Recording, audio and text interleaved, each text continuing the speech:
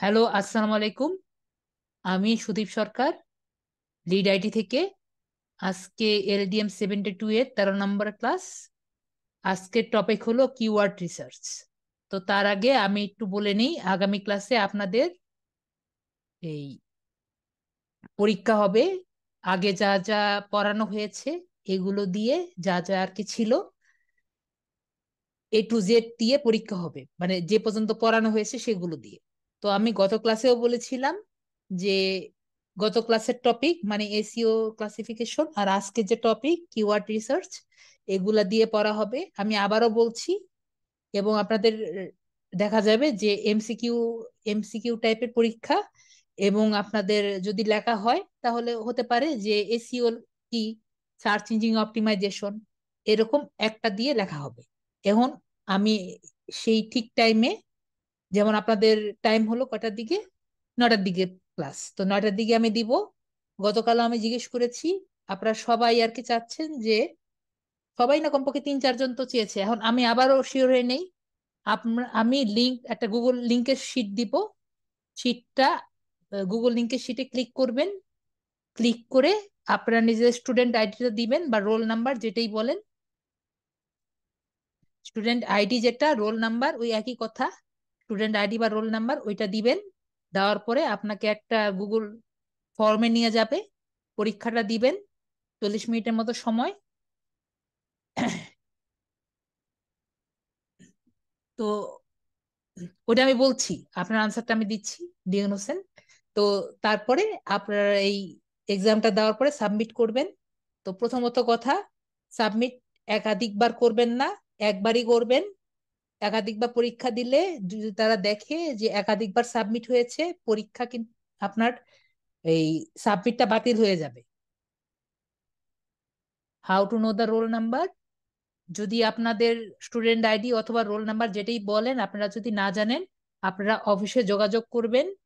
অথবা আমি আমার কয়েকটা স্টুডেন্টের কাছ থেকে জেনেছি, আপনারা যদি ফেসবুকে যখন ঢুকেছেন আমাদের এই গ্রুপে, আপনাদের আনসার যে অপশনটা আছে ওইখান থেকে আর কি জানবেন। জি, 40 মিনিটস এর এক্সাম, 40 না 50 মিনিটস এর এক্সাম। তো কথা হলো, আপনারা আমাকে আগামী শনিবার নেওয়ার অনুরোধ করেছি।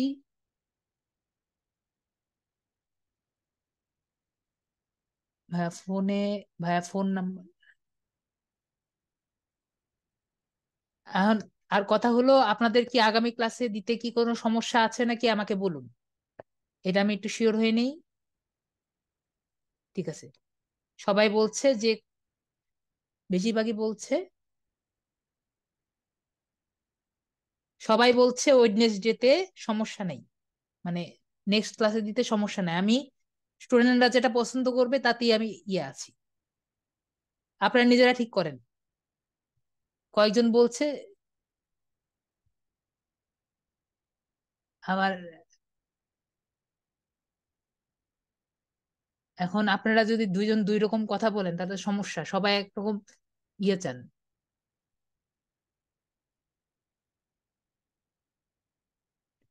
এখন বলছে ভোট চাচ্ছেন, আপনারাও ভোট চাচ্ছেন।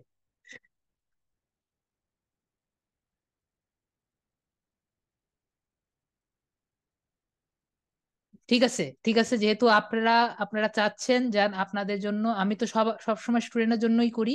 দাঁড়ান, আপনাদের জন্য আমি অপশনটা রেখে দিলাম। আপনাদের কিন্তু নর্মালি, আশা করি আপনারা দেখতে পাচ্ছেন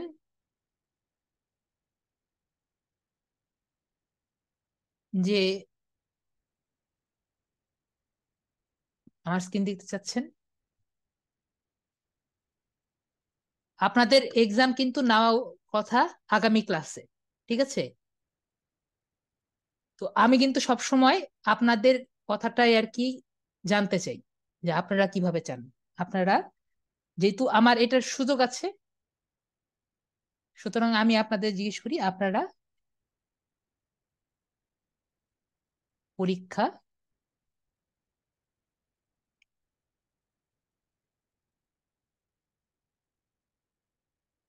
কবে দিতে চান?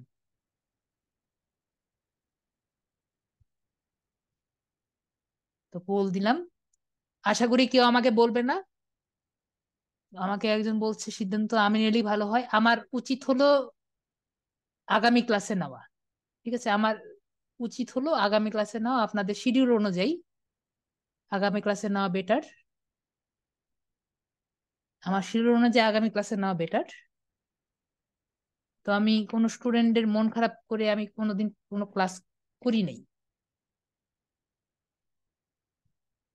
তো এতে কি সবাই খুশি নাকি খুশি না বলেন? এখন আবার কেউ কিন্তু বলেন না যে আমার তারিখটাও লিখে দিতে হবে। তারিখটা লিখে দেওয়া লাগবে।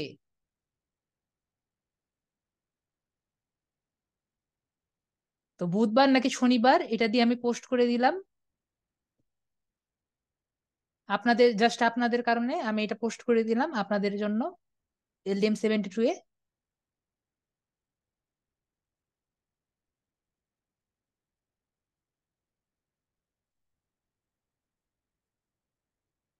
ওকে, আপনারা তাহলে সবাই খুশি?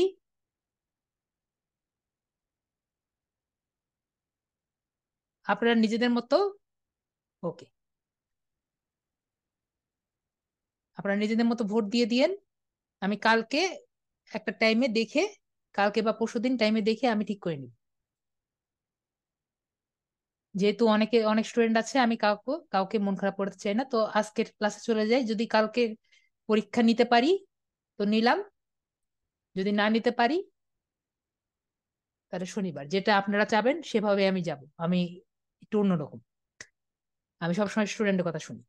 তো আমরা এই যে আজকের ক্লাসটা কিন্তু সম্পূর্ণ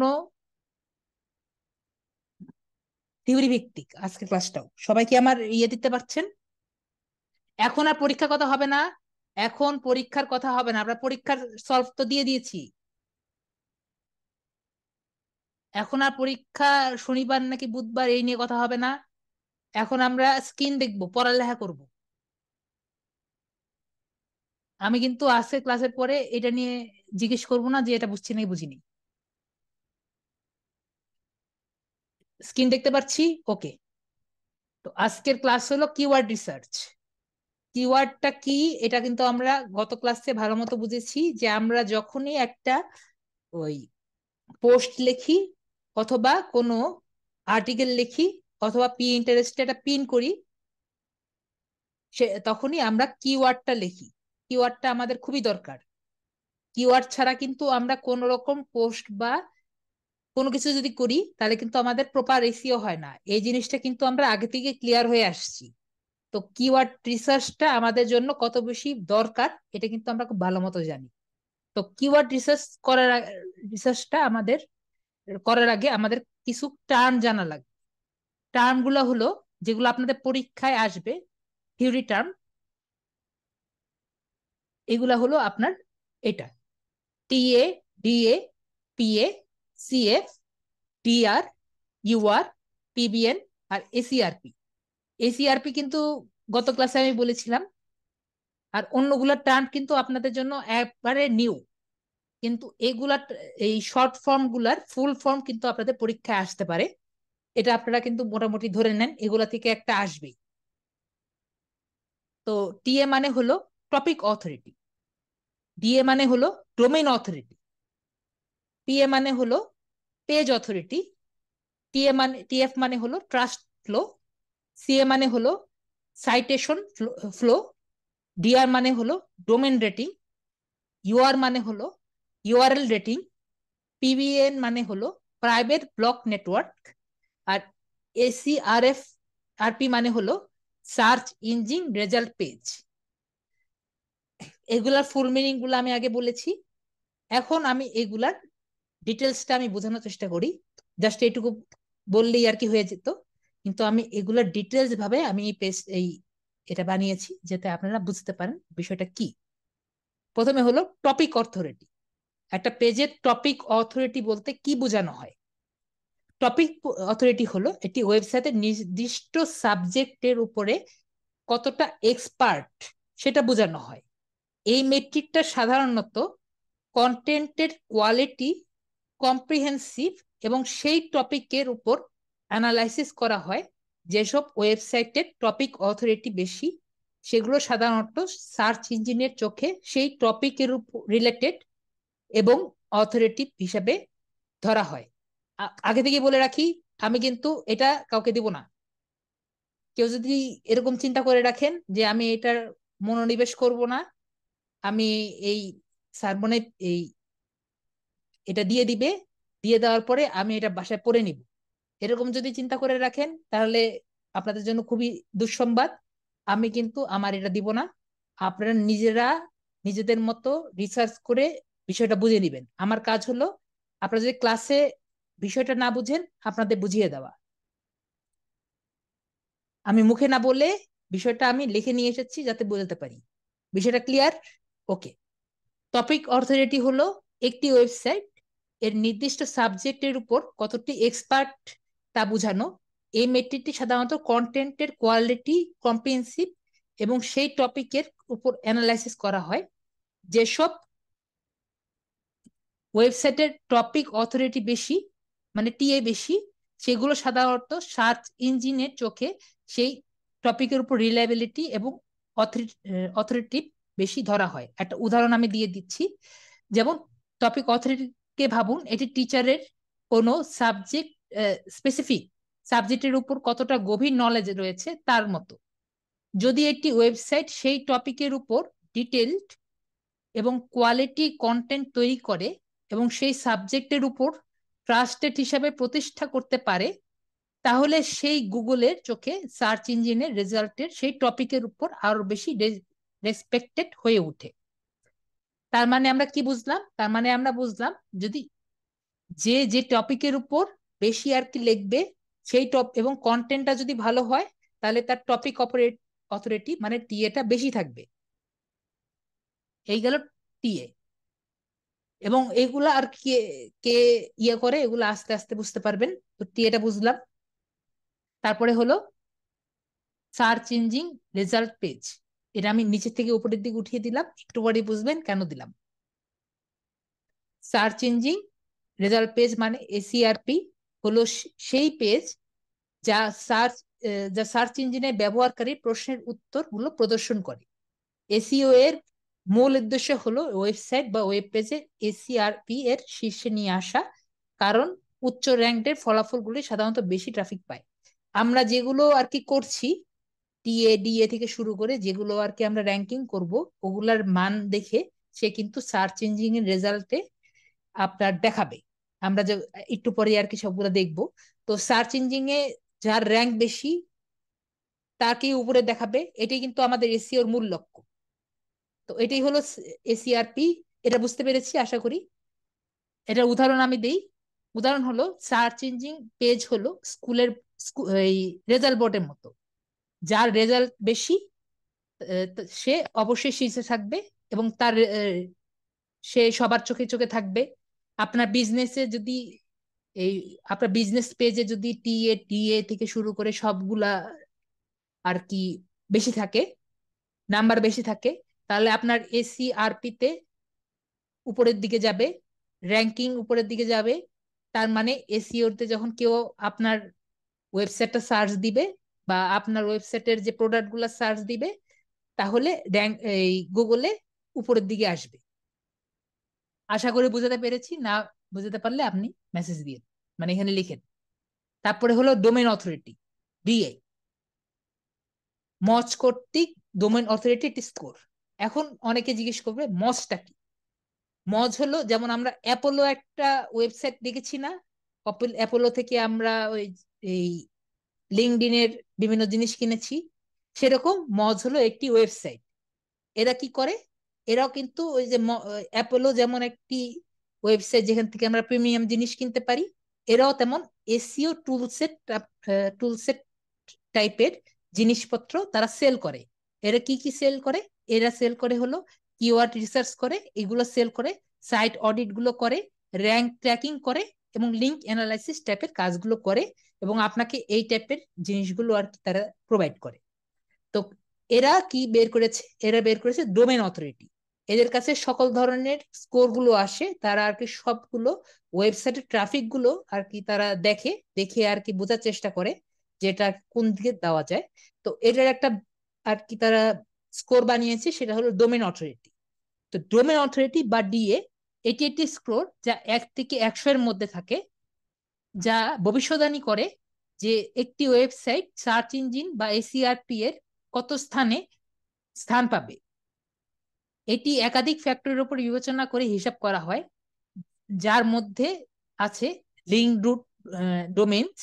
লিঙ্ক রুট ডোমেন্স হলো, ধরেন আপনার লিঙ্ক রুট ডোমেন্স হলো আপনার .com একটা লিঙ্ক রুট ডোমেন্স, .net একটা link root domains, linking root domains, .org একটা লিঙ্ক ইন রুট ডোমেন্স। তো আপনার লিঙ্ক ইন রুট ডোমেন্স যত ভালো তত বেশি ভালো। তো সে আপনার এই ডোমেন অথরিটিটা হিসাব করে কির উপর, একটা হলো লিঙ্ক ইন রুট ডোমেন্স এবং টোটাল লিঙ্কস, যে আপনার যে ব্যাকলিঙ্ক কয়টা আছে, কি কি লিঙ্কের সাথে কানেক্টেড আছে আপনার এই .com, এটার উপর হিসাব করে আপনার ডিএ সংখ্যাটা হিসাব করা হয়। উচ্চ ডিএ মানে সার্চ রেজাল্টের উচ্চ স্থানে পাওয়ার সম্ভাবনা বেশি। ডোমেন অথরিটি হলো এমন একটি স্কুলের সুনামের মতো, যদি একটি মেধাবী ছাত্রের জন্য পরিচিত হয়, তাহলে সেই স্কুল থেকে আসা নতুন ছাত্রদেরও ভালো ফলাফল হওয়ার সম্ভাবনা বেশি থাকে। একইভাবে যদি কোনো ওয়েবসাইটের ডোমেন অথরিটি ভালো হয় বা ডিএ যদি ভালো হয়, তাহলে সেই সার্চের রেজাল্ট উচ্চ স্থানে পেতে পারে। আশা করি বুঝাতে পেরেছি। ধরেন আপনার এই অ্যামাজনের যেহেতু রেজাল্ট ভালো, ডিএটা ভালো, দেখা যাবে 93 বা 92 এরকম থাকে, আপনি ওইখানে যদি কোনো প্রোডাক্ট দেন, তাহলে অবশ্যই আপনার প্রোডাক্টটা উপরের দিকে, আপনার প্রোডাক্টটা সেল হওয়ার সম্ভাবনা বেড়ে যায়। পেজ অথরিটি এক, এটাও আপনার মজ দিয়ে তৈরি, যেহেতু ওদের কাজ হলো সার্ড অডিট।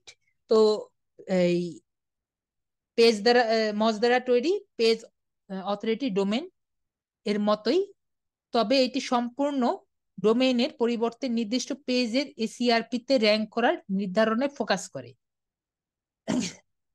তো পেজের যে র্যাঙ্কিং, আপনার এসইআরপি তে র্যাঙ্কিং করবে, এটা আর কি পেজ অথরিটি ম্যানেজ করে, সে বুঝে। মজ কি কোম্পানি? জি, মজও আপনার একটা কোম্পানি।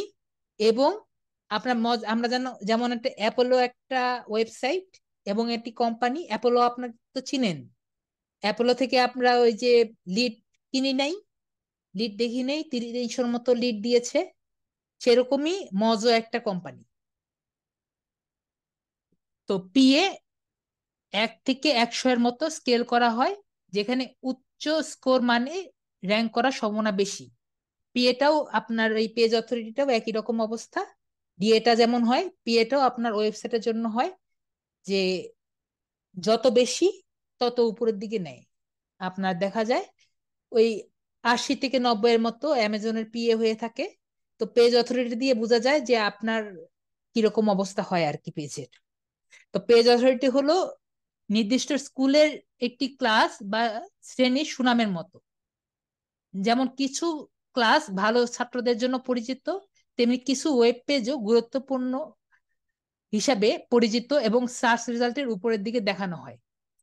আশা করি বোঝাতে পেরেছি যে আপনার এই পেজ অথরিটিটা হলো ওয়েবসাইটের পেজের গুলো, যেমন একটু আগে ডিএ দেখালাম পুরো ওয়েবসাইটের জন্য, পেজ অথরিটি হলো ইন্ডিভিজুয়াল পেজের জন্য। তো এই গেল পেজ অথরিটি। এরপর হলো ট্রাস্ট ফ্লো, একটা ওয়েবসাইটের ট্রাস্ট উপর নির্ভর করে। তো এটা আপনার কন্ট্রোল করে হলো ম্যাজেস্টিক। আমরা একটু আগে মস দেখলাম, মস বললাম আমি কি, যে আপনার অ্যাপেলোর মতো কোম্পানি। তো ম্যাজেস্টিকও কি হবে? অ্যাপোলো, এই যে মজ স্টেপের একটা কোম্পানি। এরা কি করে? এরা ব্যাকলিংকের স্পেশালিস্ট। আপনার ব্যাকলিংকটা আসলে কি, কোন জায়গা থেকে আসছে, কি টাইপের আসছে, এবং এটার কোয়ালিটি কি, এগুলা সবই দেখে। তো ব্যাকলিংকের হিস্টোরি নিয়ে কাজ করে, লিংকের কনটেক্সট নিয়ে কাজ করে, টপিক্যাল থেকে শুরু করে ব্যাকলিংক কই থেকে আসে, কি টাইপের আসে এটার। এবং আপনি যে ব্যাকলিংকটা করেছেন, মনে করেন পিন্টারেস্ট থেকে ব্যাকলিংক করেছেন, তো পিন্টারেস্ট থেকে ব্যাকলিংক যে করেছে কন্টেন্টটা কেমন, ভালো করেছে না খারাপ করেছেন, এরা সব কিছু এরা মেনটেন করে এবং এরা তদন্ত করে দেখে দেখে এটা হলো ম্যাজেস্টিকের কাজ। তো ম্যাজেস্টিক কি করে? ম্যাজেস্টিক এখানে দিয়েছে, ওরা একটা স্কেল বানিয়েছে ট্রাস্ট ফ্লো নামে। তো ট্রাস্ট ফ্লো হলো ম্যাজেস্টিক দ্বারা তৈরি একটি মেট্রিক, যা একটি ওয়েবসাইটে পয়েন্ট করা লিঙ্কগুলোর কোয়ালিটি পরিমাপ করে। উচ্চ ট্রাস্ট ফ্লো মানে ওয়েবসাইটের লিঙ্কগুলো অন্যান্য উচ্চমানের সাইট দ্বারা প্রাপ্ত। এই যে আমি যেটা বললাম এখনই, যে এই ওয়েবসাইটটা অন্যান্য ওয়েবসাইট থেকে আর কি ব্যাকলিঙ্ক দিয়ে যে করেছে, যে এটা আসলে ভালো নাকি খারাপ, ব্যাকলিঙ্ক দিয়ে করা হয়েছে নাকি, বা যে লিঙ্ক দিয়ে করা হয়েছে ওয়েবসাইটটা, ওই লিঙ্ক গুলার কন্টেন্টটা কেমন, ভারী নাকি জাস্ট এমনি বানিয়ে রেখে দিয়েছে, এটা আর কি সে ট্রাস্ট ফ্লো দিয়ে সে চেক করে। একটি ওয়েবসাইটের বিশ্বাসযোগ্যতা নির্ধারণের সহায়ক তার ব্যাকলিঙ্কের কোয়ালিটির উপর নির্ভর করে। আমি এখন এই যেটা বললাম ওটাই লেখা আছে, যেটি ওয়েবসাইটের বিশ্বাসযোগ্যতা নির্ধারণের সহায়ক এবং ব্যাকলিঙ্কের কোয়ালিটি নির্ভরের জন্য ভিত্তি করে তার ওয়েবসাইটের অবস্থা কি হবে। তো এটার উদাহরণ আমি দিয়েছি। ট্রাস্ট ফ্লো হলো বন্ধুর নির্ভরযোগ্যতার মতো। যদি অনেক বিশ্বাসযোগ্য লোক আপনার সম্বন্ধে ভালো কথা বলে, তাহলে আপনিও বিশ্বাসযোগ্য হিসাবে বিবেচিত হবেন। ওয়েবসাইটের ক্ষেত্রেও যদি লিঙ্ক গুলো বিশ্বাসযোগ্য ওয়েবসাইট হয় থেকে আসে, তাহলে আপনার ট্রাস্ট ফ্লো বেশি হবে। আশা করি টিএফটা সবাই ক্লিয়ার। তারপর হলো ট্রাস্ট অথরিটি। ট্রাস্ট অথরিটিটা এখন ইউজ হয় না, আগে এটাকে টিএ হিসাবে ইউজ হতো, এখন আর টিএ হিসাবে ইউজ হয় না, এখন টিএটা টপিক অথরিটি হয়ে গেছে। তো এটার বিষয়টা বুঝি। ট্রাস্ট অথরিটি হলে একটি ওয়েবসাইটের ট্রাস্টফুলনেসটাকে বুঝায়। এই মেট্রিকটা সাধারণত এখন খুব ব্যবহৃত হয় না, যেটা আমি এখনই বললাম এসইওতে, কিন্তু সাধারণত ডোমেনের এজ, ইনবাউন্ড লিঙ্কস এর কোয়ালিটি এবং সেই লিঙ্কস গুলোর ট্রাস্ট ওয়ার্থিনেস এর মতো ফ্যাক্টর গুলো মিক্স করে। মানে এটা কই থেকে আসছে, এটা ব্যাকলিঙ্ক গুলোর কোয়ালিটি, এগুলো সবগুলো আর কি ফ্যাক্টর গুলো মিক্স করে ট্রাস্ট অথরিটিটা করা হয়। যেসব ওয়েবসাইটের ট্রাস্ট অথরিটি বেশি, সেগুলো সার্চ ইঞ্জিনে চোখে পড়ে, রিলায়েবল মনে করে এবং ট্রাস্ট আর কি এসিআরপি তে দেওয়া হয়। ইনবাউন্ড লিঙ্ক মানে হলো ব্যাকলিঙ্ককে একটু সুন্দর মতো বলতে ইনবাউন্ড লিঙ্ক বলে। একটু ব্যাকলিঙ্ক শুনতে খারাপ লাগে, তাই আর কি ইনবাউন্ড লিঙ্ক বলে। আশা করি আমি বুঝাতে পেরেছি। ব্যাকলিঙ্ক লিঙ্ক আর ইনবাউন্ড কথা একই কথা। তো তারপরে হলো ট্রাস্ট অথরিটিকে ভাবুন এটি টিচারের স্টুডেন্টের প্রতি বিশ্বাসযোগ্যতার মতো। যদি কোনো ওয়েবসাইট ভালো আচরণ করে, তার ভালো বন্ধু থাকে, যেমন অন্যান্য ট্রাস্টওয়ার্দি ওয়েবসাইট, সেটি গুগলের চোখে বেশি ট্রাস্টওয়ার্দি হয়ে ওঠে। আশা করি সবাই বুঝতে পেরেছেন ট্রাস্ট অথরিটি কি। যে সোজা কথায় এটা বলি, এটা মেইনলি ওয়েবসাইট কেমন ট্রাস্টওয়ার্দি নাকি এটা। জি, আপনার যদি অন্য কেউ যদি, আপনি একটা ওয়েবসাইট বানালেন, এটা ডোমেনটা কত বছর বয়সী, মনে করেন একটা এই ইউনিভার্সিটি হলো, ইউনিভার্সিটিটা কত বছর ব- আহ, ব- বছর বয়সী, এটা নতুন ইউনিভার্সিটি হলো, এটা কতটা ট্রাস্টওয়ার্দি হবে। আর ঢাকা ইউনিভার্সিটি কত বছর বয়সী, ওটা ট্রাস্টওয়ার্দিটা কতটুকু। এরকমই হলো আপনার ট্রাস্ট অথরিটি।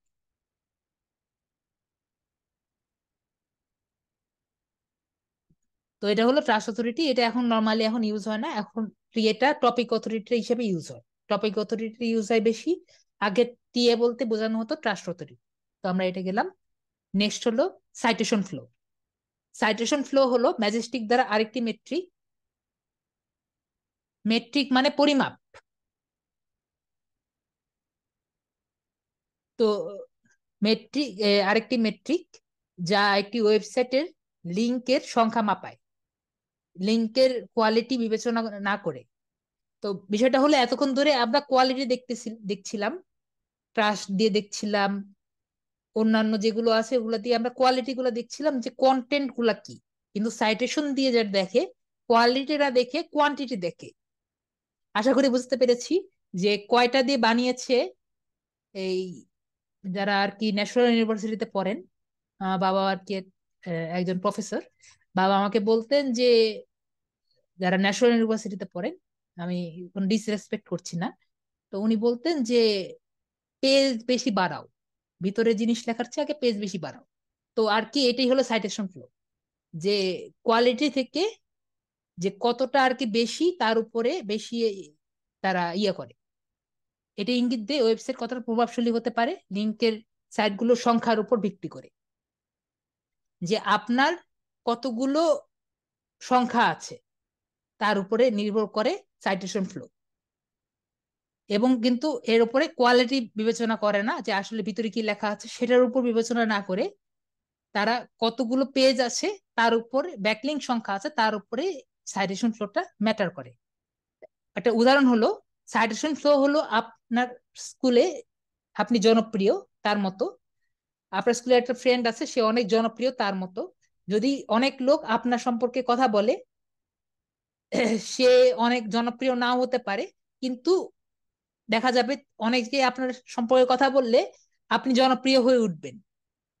সেরকম ওয়েবসাইটের ক্ষেত্রেও ধরেন আপনার এই একটা নতুন ওয়েবসাইট হয়েছে দারাজ, ধরেন দারাজ, দারাজে কেউ জানে না কিন্তু সবাই যদি দারাজ নিয়ে কথা বলে তাহলে সে দেখা যাবে দারাজ উপরের দিকে উঠে গিয়েছে।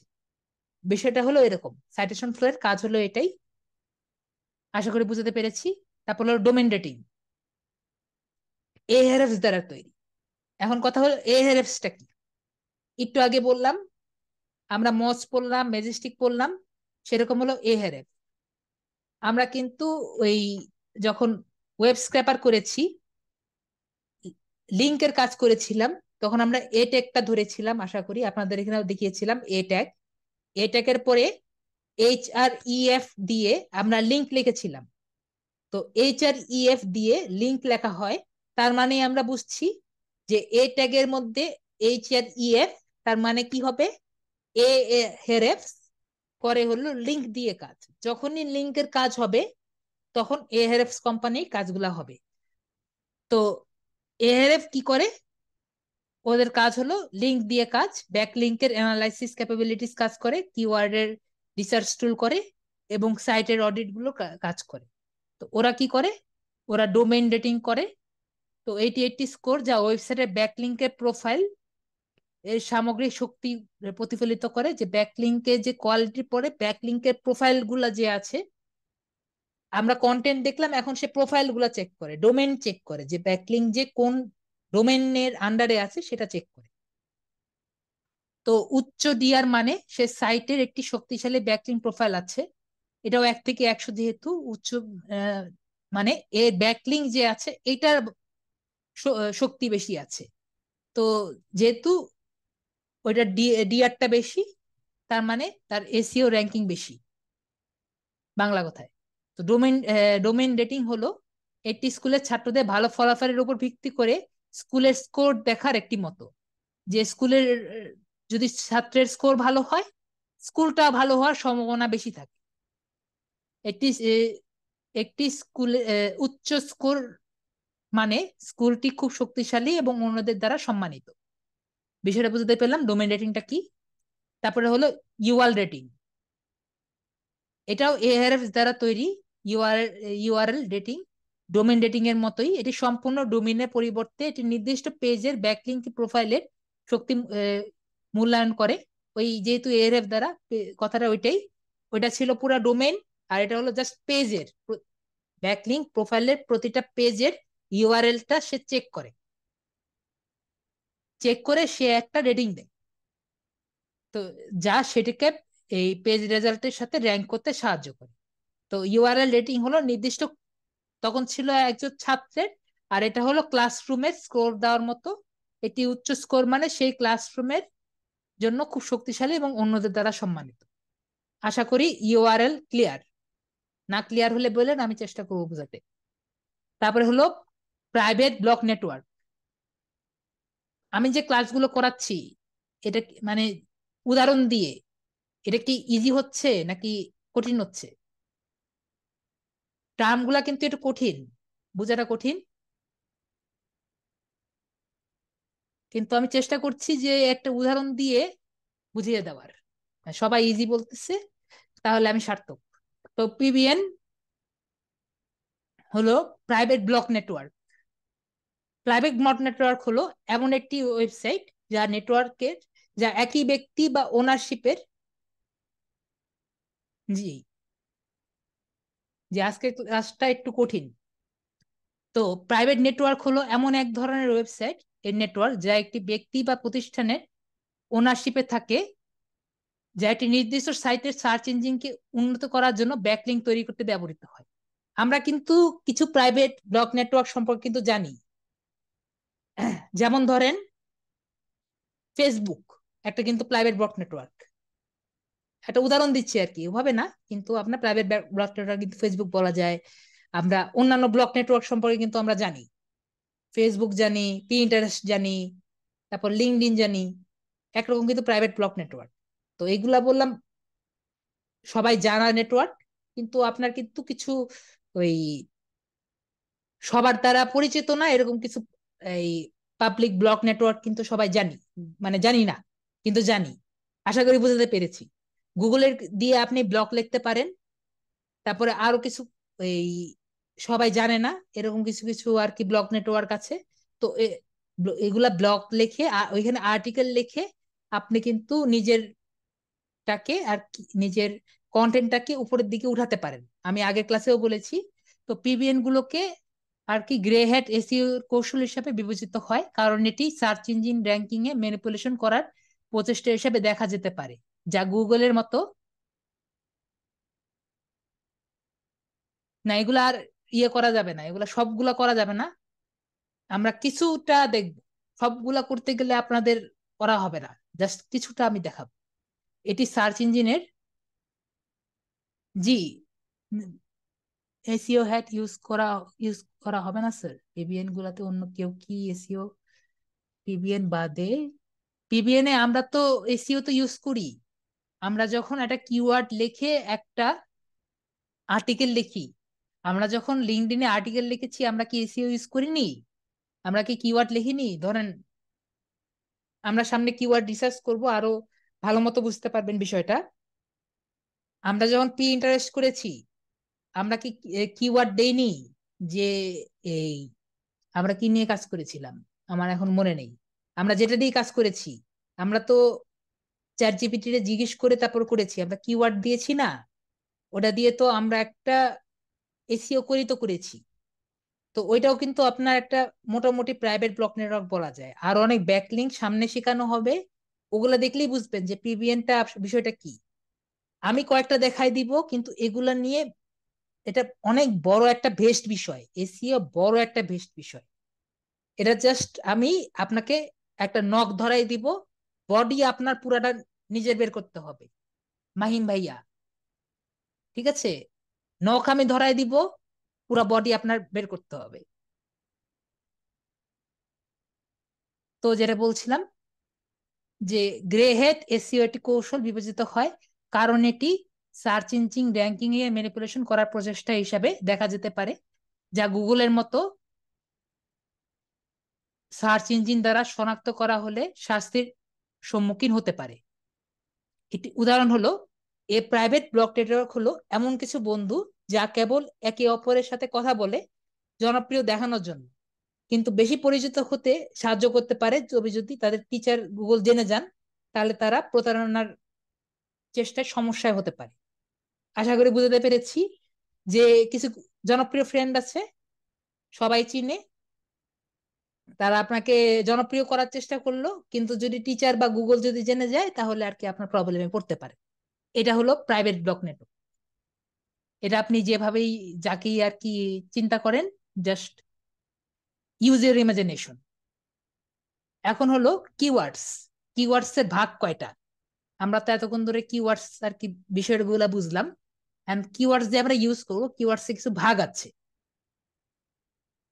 কিওয়ার্ডস প্রথমত ভাগ করা যায় ক্যাটেগরি ওয়াইজ। ক্যাটেগরি ভাগ করা যায় হলো কাস্টমার ডিফাইনিং কিওয়ার্ডস, আরটা হলো প্রোডাক্ট ডিফাইনিং কিওয়ার্ডস, আরটা হলো জিও টার্গেটিং কিওয়ার্ডস। কি কি ভাগ করা যায়? কাস্টমার ডিফাইনিং কিওয়ার্ডস, যেগুলো কাস্টমারকে ডিফাইন করে কিওয়ার্ডস গুলো ভাগ করা হয় সেগুলো কাস্টমার ডিফাইনিং কিওয়ার্ডস। যেগুলো প্রোডাক্ট ডিফাইন করে কিওয়ার্ড করে ভাগ করা হয় এগুলো প্রোডাক্ট ডিফাইনিং কিওয়ার্ডস। আরটা হলো জিও টার্গেটিং কিওয়ার্ডস, হলো যেটা আমার জায়গা, মানে যেখানে আমি আছি। এক্সাম আরেকটু কঠিন করে হবে, এক্সাম তো আর আমি নিব না, এক্সাম একটু কঠিন হবে, দেখবেন ইজি হবে, টেনশন নেওয়ার কোনো কারণ নেই, এক্সাম ইজি হবে। কিন্তু আপনি এক্সাম নিয়ে এখন কথা বলবো না, আমরা শুধু এখন আমরা এই জিনিসটা বুঝি Nasrin Akter, geo targeting keywords.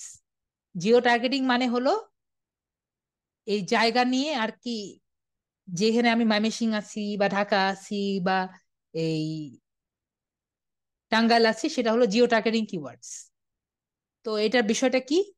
আরেকটা হলো আপনার কিওয়ার্ড হলো লেন্থ ভাবে আপনার চার ভাগে ভাগ করা যায়। একটা হলো short tail keywords, long tail keywords, একটা হলো সাব গ্রুপের কিওয়ার্ডস, আর একটা হলো শর্ট টার্ম কিওয়ার্ডস। আমি প্রতিটা নিয়ে আমি ডিটেলস ভাবে আলোচনা করব। আগে বলেন এইটুকু বুঝছেন নাকি যে ভাগ করা যায়? ইয়েস আর নো ভাবে বলেন, আমি প্রতিটা ডিটেলস ভাবে আলোচনা করব। বেলাল হোসেন বলছেন না।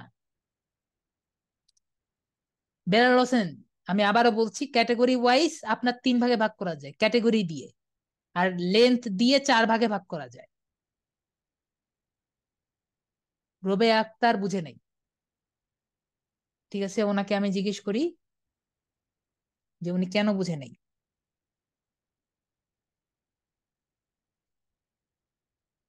যদিও অনেক রুবেয়া,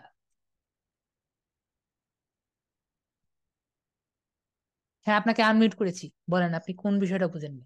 এখানে লেখা আছে। হ্যালো, আপনাকে আনমিউট করেছি। ঠিক আছে, আপনি যদি আনমিউট না করতে পারেন তাহলে বুঝে নিব আপনি বুঝে গিয়েছেন। 10, 9, 8, 7, 6, 5, 4, 2, 1। ওকে। তো আপু তাহলে যেহেতু করেনি, তাহলে আমি সবাই ধরে নিলাম যেহেতু বেশিরভাগ মানুষ বুঝিয়েছে। আরেকজন আছে বিলাল হোসেন। ঠিক আছে, দান বেলাল হোসেনকে জিজ্ঞেস করি। হ্যাঁ বলেন বেলাল হোসেন, আপনাকে আনমিউট করেছি।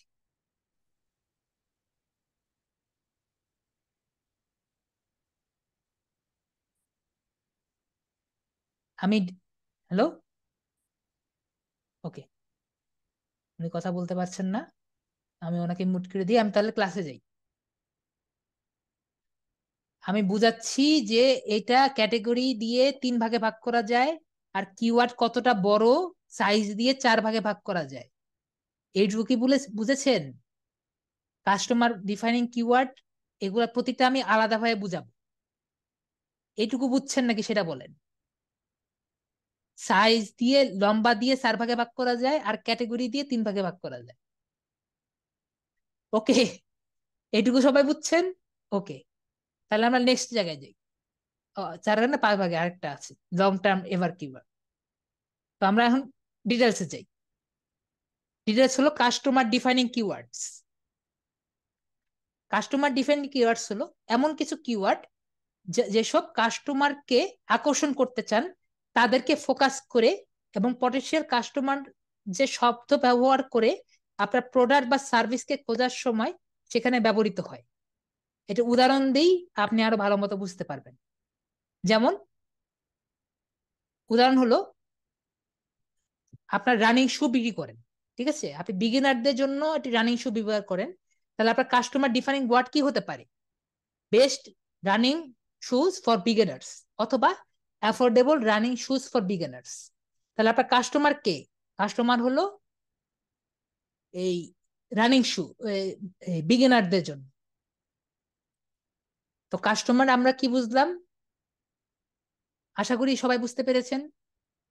যখন আমার কিওয়ার্ডসটা কাস্টমারকে আকর্ষণ করার জন্য আমি কিওয়ার্ডসটা ইউজ করব, সেটা হলো কাস্টমার ডিফারিং কিওয়ার্ডস। কাস্টমার আকর্ষণ করতে চাই, তখন আমি কাস্টমার ডিফারিং কিওয়ার্ডস গুলো ইউজ করব। আমি আবারও এখানে লিখেছি, উদাহরণটা আমি আবার বলছি, যে ধরেন আমার একটা উদাহরণ হলো রানিং শু। আমি বিগিনারদের যারা কখনো দৌড়াদৌড়ি করে নাই এমন একজনের জন্য আমি রানিং শু, এটা আমার একটা প্রোডাক্ট। এদের জন্য আমি যদি একটা ওয়েবসাইট বা আমার একটা বিজনেস রান করতে চাই, তাহলে আমার কিওয়ার্ডটা হবে best running shoe for beginners. এখন বলেন কাস্টমার এই ডিফাইনিং শু কি বুঝতে পেরেছেন? ইয়েস আর নো বলেন। ওকে, তাহলে যদি আমি এটা দিয়ে সার্চ দিই গুগলে, তাহলে দেখবেন যে এরকম একটা আসবে, অ্যাফোর্ডেবল রানিং শুজ ফর বিগানার্স দিয়ে যদি সার্চ দিই, তাহলে দেখবো আমি, যদি আবার পেজ থেকে চলে যেতাম এই জিনিসই আসতো। আমি ওইখান থেকে কেটে নিয়ে আসছি যাতে দেখতে ইজি হয়। দেখা যাবে যে এরকম 7 best chip running shoes in 2024, best affordable running shoes for 2024, এই যে এরকম এরকম আসবে। রেজি এডিটের একটা আসছে, রিএডিট তো সবাই চিনি, এটা একটা ওয়েবসাইট, এটা একটা ওয়েবসাইট। তো আমরা এই কাস্টমার কে ডিফাইন করে কিওয়ার্ডসটা কিভাবে ইউজ করতে হয় আমরা বুঝতে পেরেছি। তো নেক্সট হলো প্রোডাক্ট ডিফাইনিং কিওয়ার্ডস। আগেরটা ছিল কাস্টমারকে ডিফাইন করে, এখন হলো প্রোডাক্টকে ডিফাইন করে।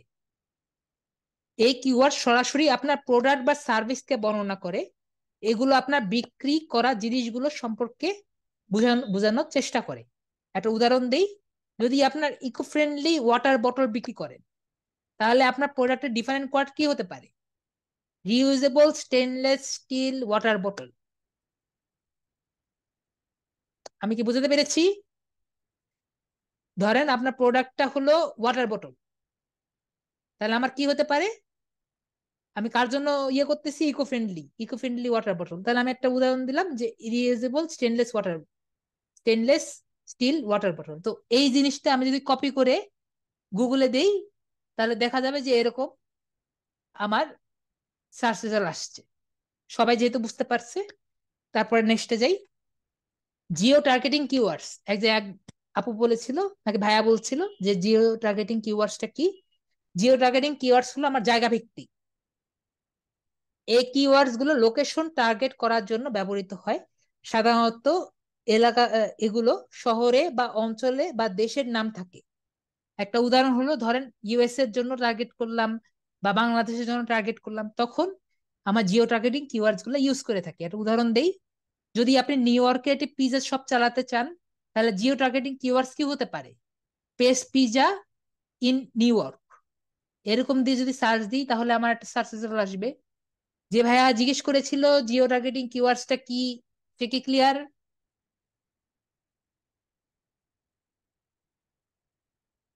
ওকে। আমি এটা দিয়ে যদি নেটে সার্চ দেই, তাহলে দেখবেন এরকম আর কি আসছে, best pizza in New York. আপনি যদি এখনো সার্চ দেন, এখনো এটাই পাবেন, যে এটা নিউ ইয়র্ক দিয়ে এটা পেয়েছেন। রেজিডেটের সে একটা কোশ্চেন চেয়েছে।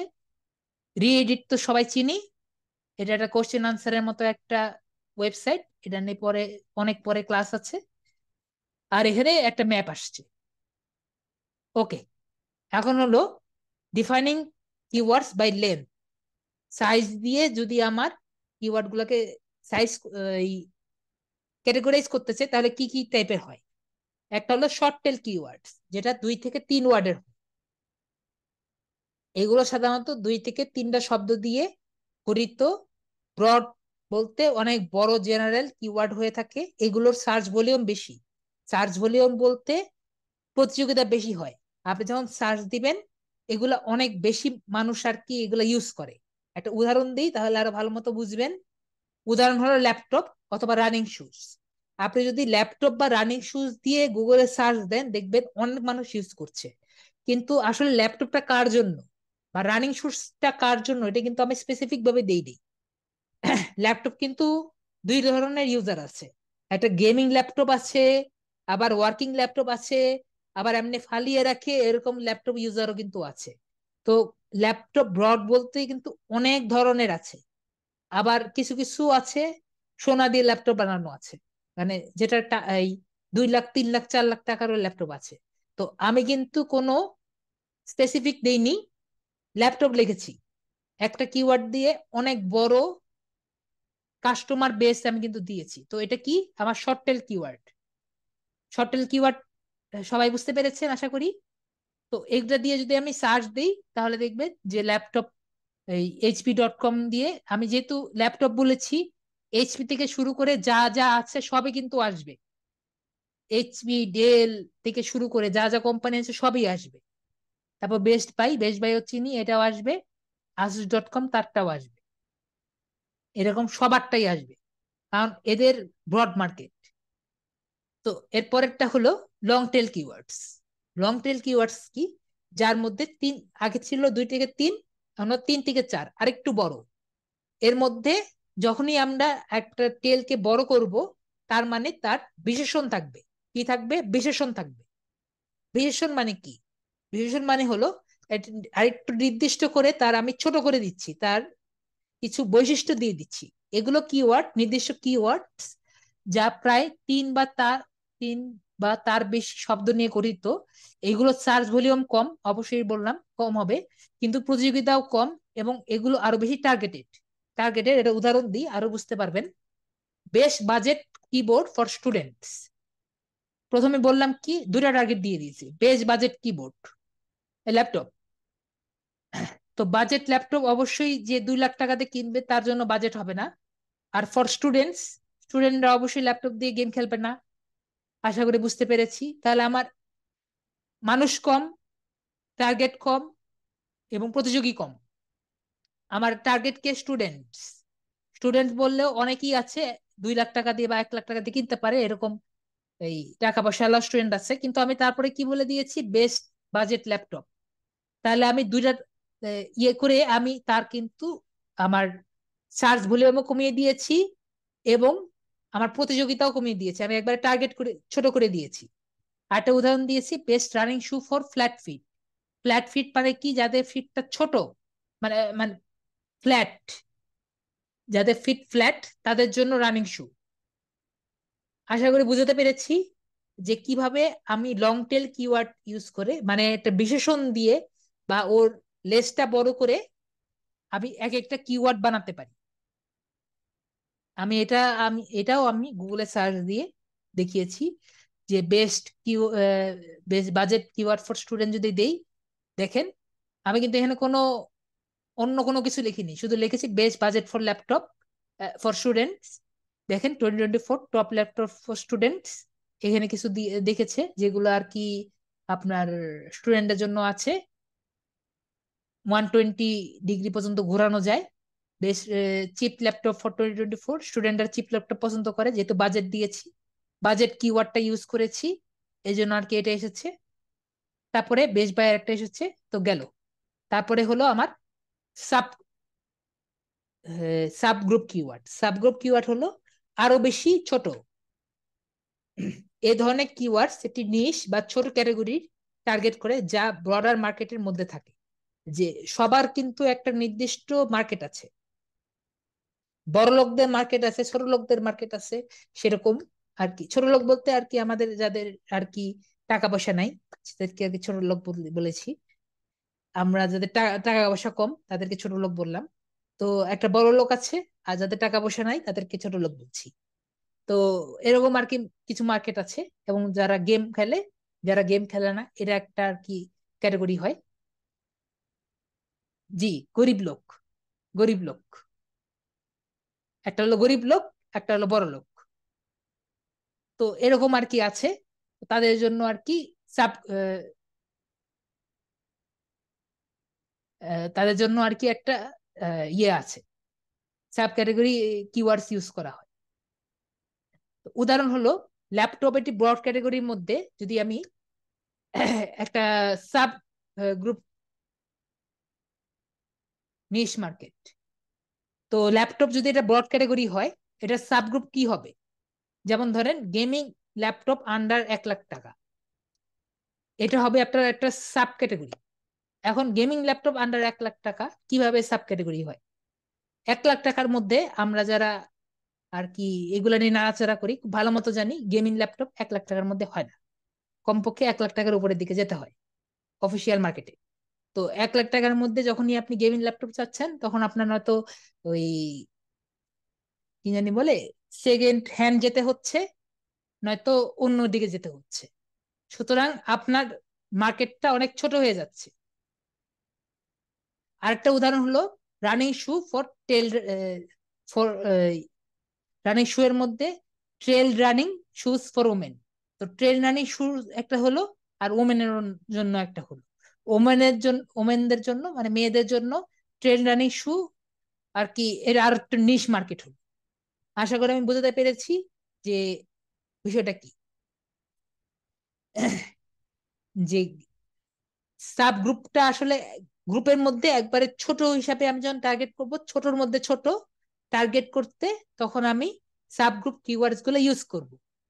একটা উদাহরণ দেখলে আপনি বুঝতে পারবেন যে আমি যখন এটাতে সার্চ দিচ্ছি, তখন সে লেনোভো এল ও কিউ দিয়ে সার্চ দিয়েছে, তখন আমরা দেখবো যে সবচেয়ে বেস্ট না হলেও দেখা যাবে গত যে 2021-এর মডেল, মানে এটা একবারে লেটেস্ট মডেলও না, একবারে পুরানো না, মোটামুটি 2-1 বছর আগের আর কি। আমি বুঝাতে পেরেছি?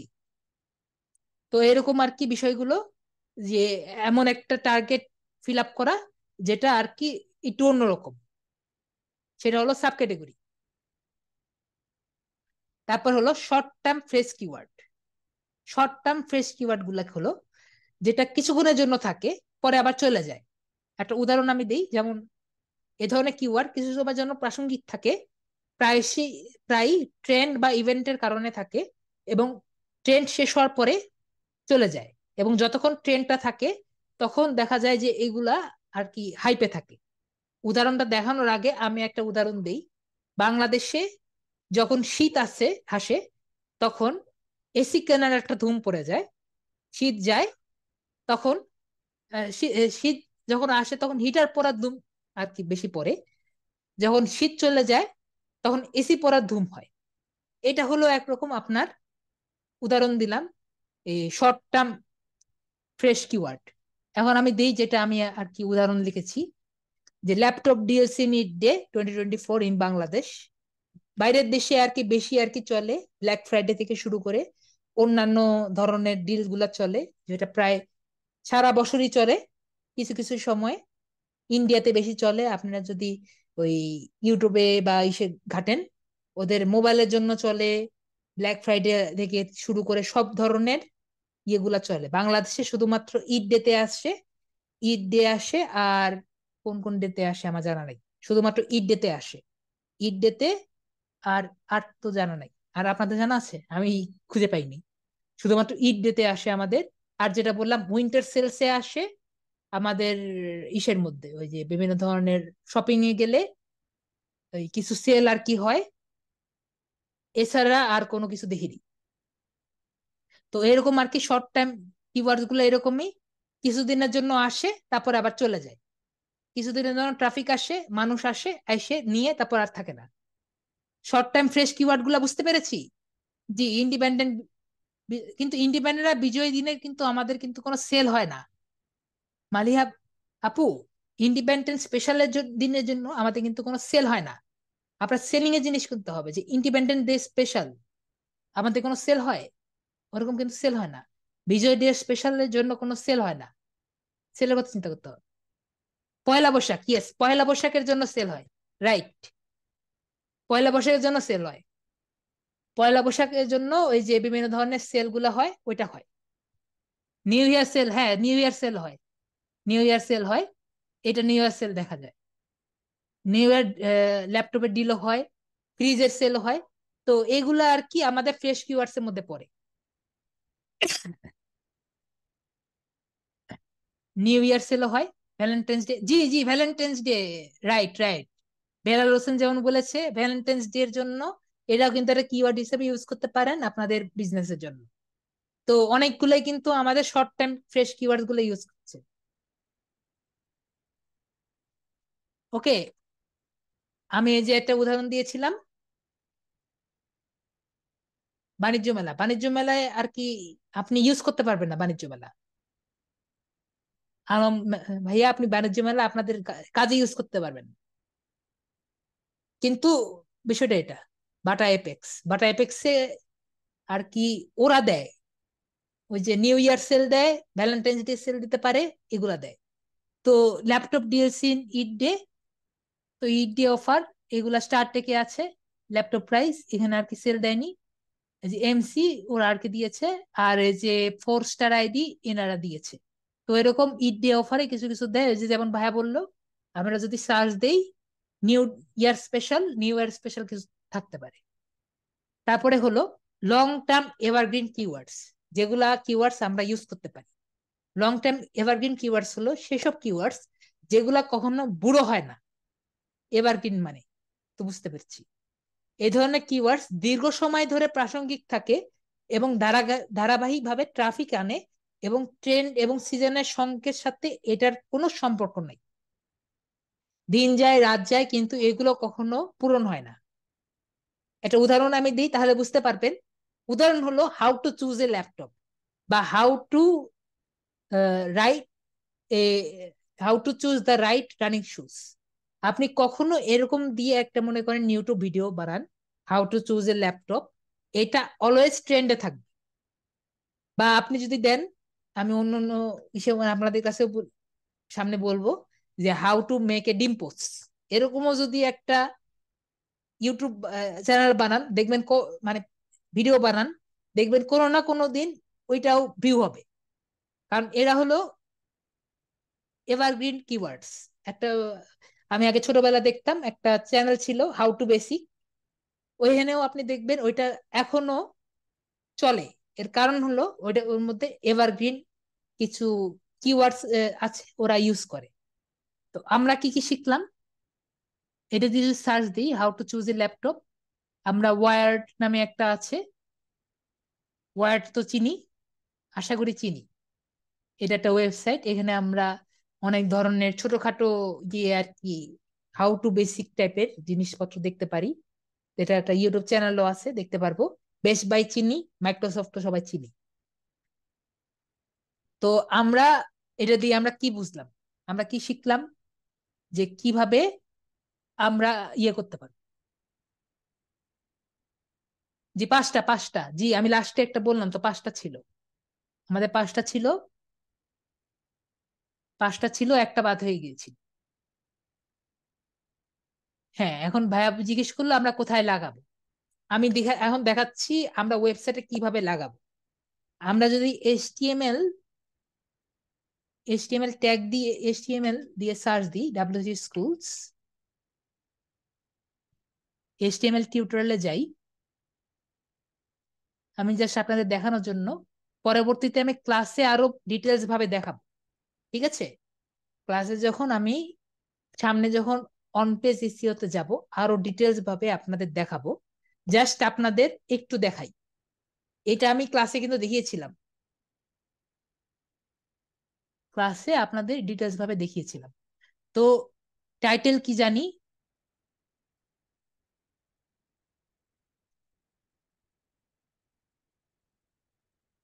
টাইটেল এখানে লিখলে এটা মনে হয় দেখা যাবে না, টাইটেল হলো পেজের টাইটেল। তো হেডিং ট্যাগ আমরা জানি। জি, আপনাদের আমি ক্লাসে দেখিয়েছিলাম, আপনাদের ওই ওয়েব স্ক্র্যাপার ক্লাসে আমি দেখিয়েছিলাম, ওয়েব স্ক্র্যাপার ক্লাসে আমি পুরোটা হাতে লিখে দেখিয়েছিলাম। তো হেডিং ট্যাগ মানে হলো যেটা হেডিং দেখাবে, this is a heading tag. এটা আপনাদের অত দরকার নাই, কিন্তু পরবর্তীতে দরকার আছে, জাস্ট এমনি দেখাচ্ছি। প্যারাগ্রাফ ট্যাগ, এটা আপাতত দরকার নেই, জাস্ট জেনে নেন। এটা একটা হেডিং ট্যাগ, এটা হলো প্যারাগ্রাফ ট্যাগ। পরে আর অনেক ট্যাগ আছে, দুই একটা দেখাবো। তো এটা তো হেড আমরা জানি, এটা যে হেড আমরা কে কে জানি না একটু বলেন। আমার ক্লাসে এসে করেনি, আমি ক্লাসে দেখাইনি, এই হেডটা কে কে জানে না বলেন, আমি একটু জানতে চাই। সবাই কি জানে এটা যে হেড? ইয়েস আর নো দেন, তাহলে বুঝতে পারবো। আনিসুর রহমান বললেন যে না, আমি জানি না। বেলাল হোসেন বললেন আমি জানি না। ঠিক আছে, কয়েকজন ক্লাসে করতে পারিনি, দুঃখ পেলাম যে ক্লাস দেখা হয়নি, এই জন্য আমি খুবই দুঃখ পেলাম। দেখেন, আমি আজকে ক্লাসে দেখাচ্ছি আরেকবার, এই জিনিস নিয়ে আমাকে আর কিন্তু কোশ্চেন করেন না, ঠিক আছে? আজ কিন্তু লাস্ট দেখাচ্ছি, সেদিন ক্লাসে ডিটেলস লিখে দিয়েছিলাম। আমরা এইচটিএমএল যখন বানাই, লিখি, এটা কিন্তু আপনার এইচটিএমএল পুরা আর কি স্ট্রাকচার, তখন আমরা ডক টাইপ এচটিএমএল দিই। ডক টাইপ এচটিএমএল মানে হলো ডকুমেন্ট টাইপ এচটিএমএল। এটুকু ক্লিয়ার? যারা না বুঝবে ইয়েস আর নো বলবেন। ডকুমেন্ট টাইপ এচটিএমএল দেওয়ার জন্য ডক টাইপ এচটিএমএল লিখি। তারপরে এচটিএমএল ট্যাগ শুরু করার জন্য, না আমি এটা কাট করি, এচটিএমএল ট্যাগ শুরু, এচটিএমএল ট্যাগ শেষ, স্ল্যাশ দিয়ে এচটিএমএল ট্যাগ শুরু শেষ হলো। এটুকু বুঝেছেন? ইয়েস নাকি নো বলেন। এটা দিয়ে শুরু হলো, এটা দিয়ে শেষ হলো। বুঝতে পেরেছেন? ওকে, বাকিগুলো এমনি বুঝতে পারবেন।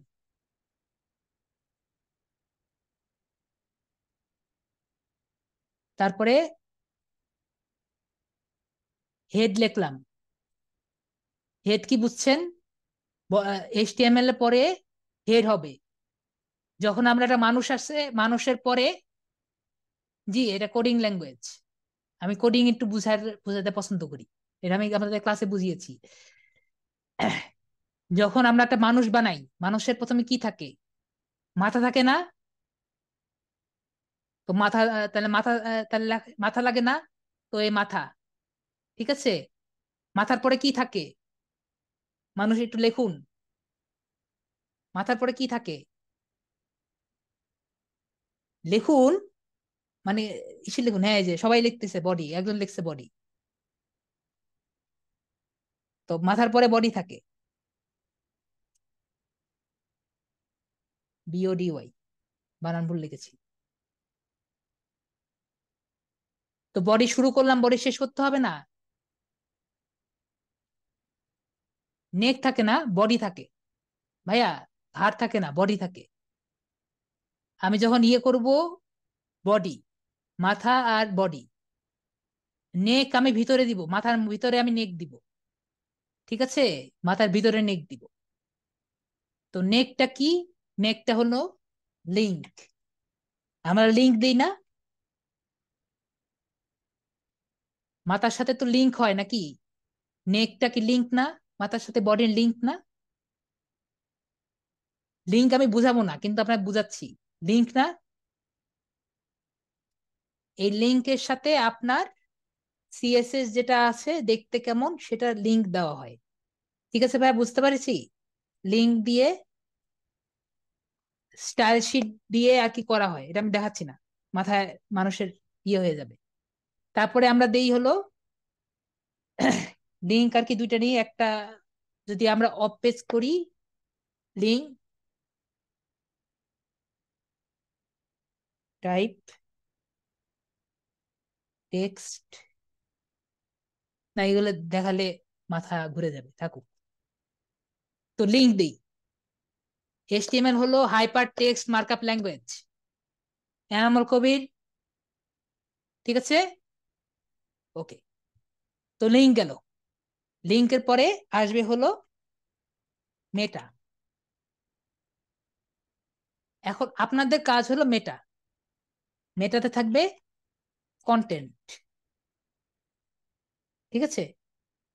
এখানে আপনারা লিখবেন আপনাদের কিওয়ার্ডস, কন্টেন্ট, টেক্সট, আর এখানে আপনার দেখাই আপনাকে, মেটা দিয়ে সার্চ দিই।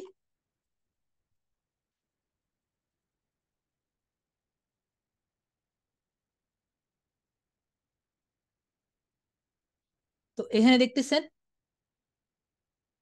মেটা ডেসক্রিপশন, অথর দরকার নাই, ভিপেন দরকার নাই। এই যে দেখতেছেন মেটা ডেসক্রিপশন, মেটা ডেসক্রিপশন আছে, দেখাবো না। আপনার মেটার নেম কি? মেটা হলো keywords. Charset, charset UTF minus 8 হলো version. Meta charset equal to UTF minus 8, এটা লিখলেও যা, না লিখলেও তাই, এটা অটোমেটিক নিয়ে নেয়। এটা দিয়ে হলো আপনার মেটার ভার্সন। ওকে, তো ভাইয়া যে জিজ্ঞেস করলো কোথায় লিখবো, আমরা যে মনিটর থেকে শুরু করে ল্যাপটপ থেকে শুরু করে যেগুলো আছে এগুলো এখানে লিখবো। ল্যাপটপ, আমরা যখন ক্লাস করাবো, যখন আমরা কিওয়ার্ড রিসার্চ করব, তখন আমরা এগুলো এখানে লিখবো, অত দরকার নেই এখন। কিন্তু বিষয়টা হলো কিওয়ার্ড রিসার্চ যখন আমরা করব সামনে অন পেজ এসইও তে, যে কিভাবে কিওয়ার্ড রিসার্চ করতে হয়, কিওয়ার্ড গুলা রিসার্চ করার পরে যখন আমরা অন পেজ এসইও যদি করি, যেটা আমাদের ক্লাসে নাই, আমরা এখানে লিখবো। যদি আমরা কোডিং করি, আমরা কোডিং এর ক্লাস নেই আমাদের, যদি আপনি কখনো এমন একটা অবস্থা হয় আপনার কোডে লিখতে হয়, তাহলে আপনি এভাবে লিখবেন। কিন্তু এখনকার কোডে লেখা হয় না, এখন দেখা যায় আপনি ওয়ার্ডপ্রেসে ক্লাস করবেন, ওয়ার্ডপ্রেসে করবেন, ওয়ার্ডপ্রেসে দেখাই দেওয়া হবে, ওয়ার্ডপ্রেসে আলাদাভাবে আর কি কিছু ওই প্লাগইন আছে, প্লাগইন দিয়ে আর কি করে দেওয়া হয় এগুলা, তারপরে জাস্ট দিয়ে দিবেন, ওয়ার্ডপ্রেসে আপনার গুলা লিখে দিবেন, তারপর করা হবে। তো যেটা লিখলাম ল্যাপটপ, বাজেট ল্যাপটপ,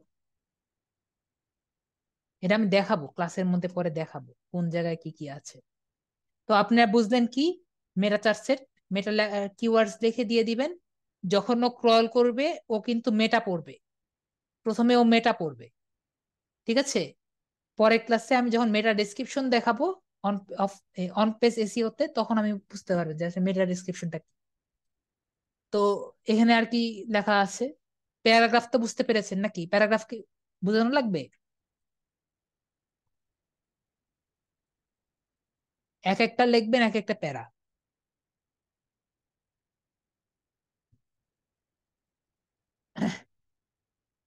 তো আজকে আর কি এতটুকু বুঝতে পারেন নাই এমন কেউ আছে? কিওয়ার্ডস কেমনে দিতে হবে এটুকু বুঝতে পেরেছেন?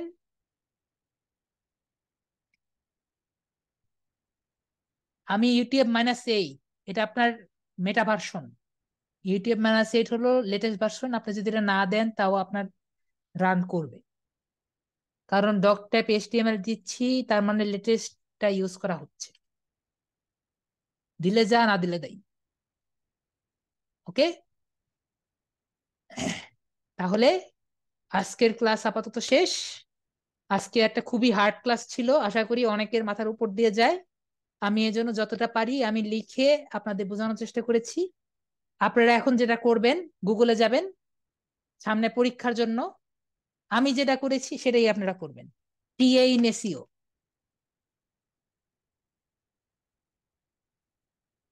টিএ এখানে কি লেখা আছে, টপিক অথরিটি। পরীক্ষায় কিন্তু আসবে, এভাবে করে আপনারা পড়বেন। টিএ কি, ডিএ কি, টিএফ কি, এগুলো থেকে শুরু করে সবগুলা পড়বেন, মুখস্থ করবেন। আর বোঝানোর কাজটা আমি করে দিচ্ছি, আশা করি ক্লাসগুলো থেকে শুরু করে এইচটিএমএল আপনাদের কোর্সে নাই, এইচটিএমএল আপনাদের কোর্সে নাই, ঠিক আছে? এইচটিএমএল কোড আপনাদের কোর্সে নাই। একজন ভাইয়া জিজ্ঞেস করেছে আমি কই লিখব, ওটার আনসার আমি দিয়েছি।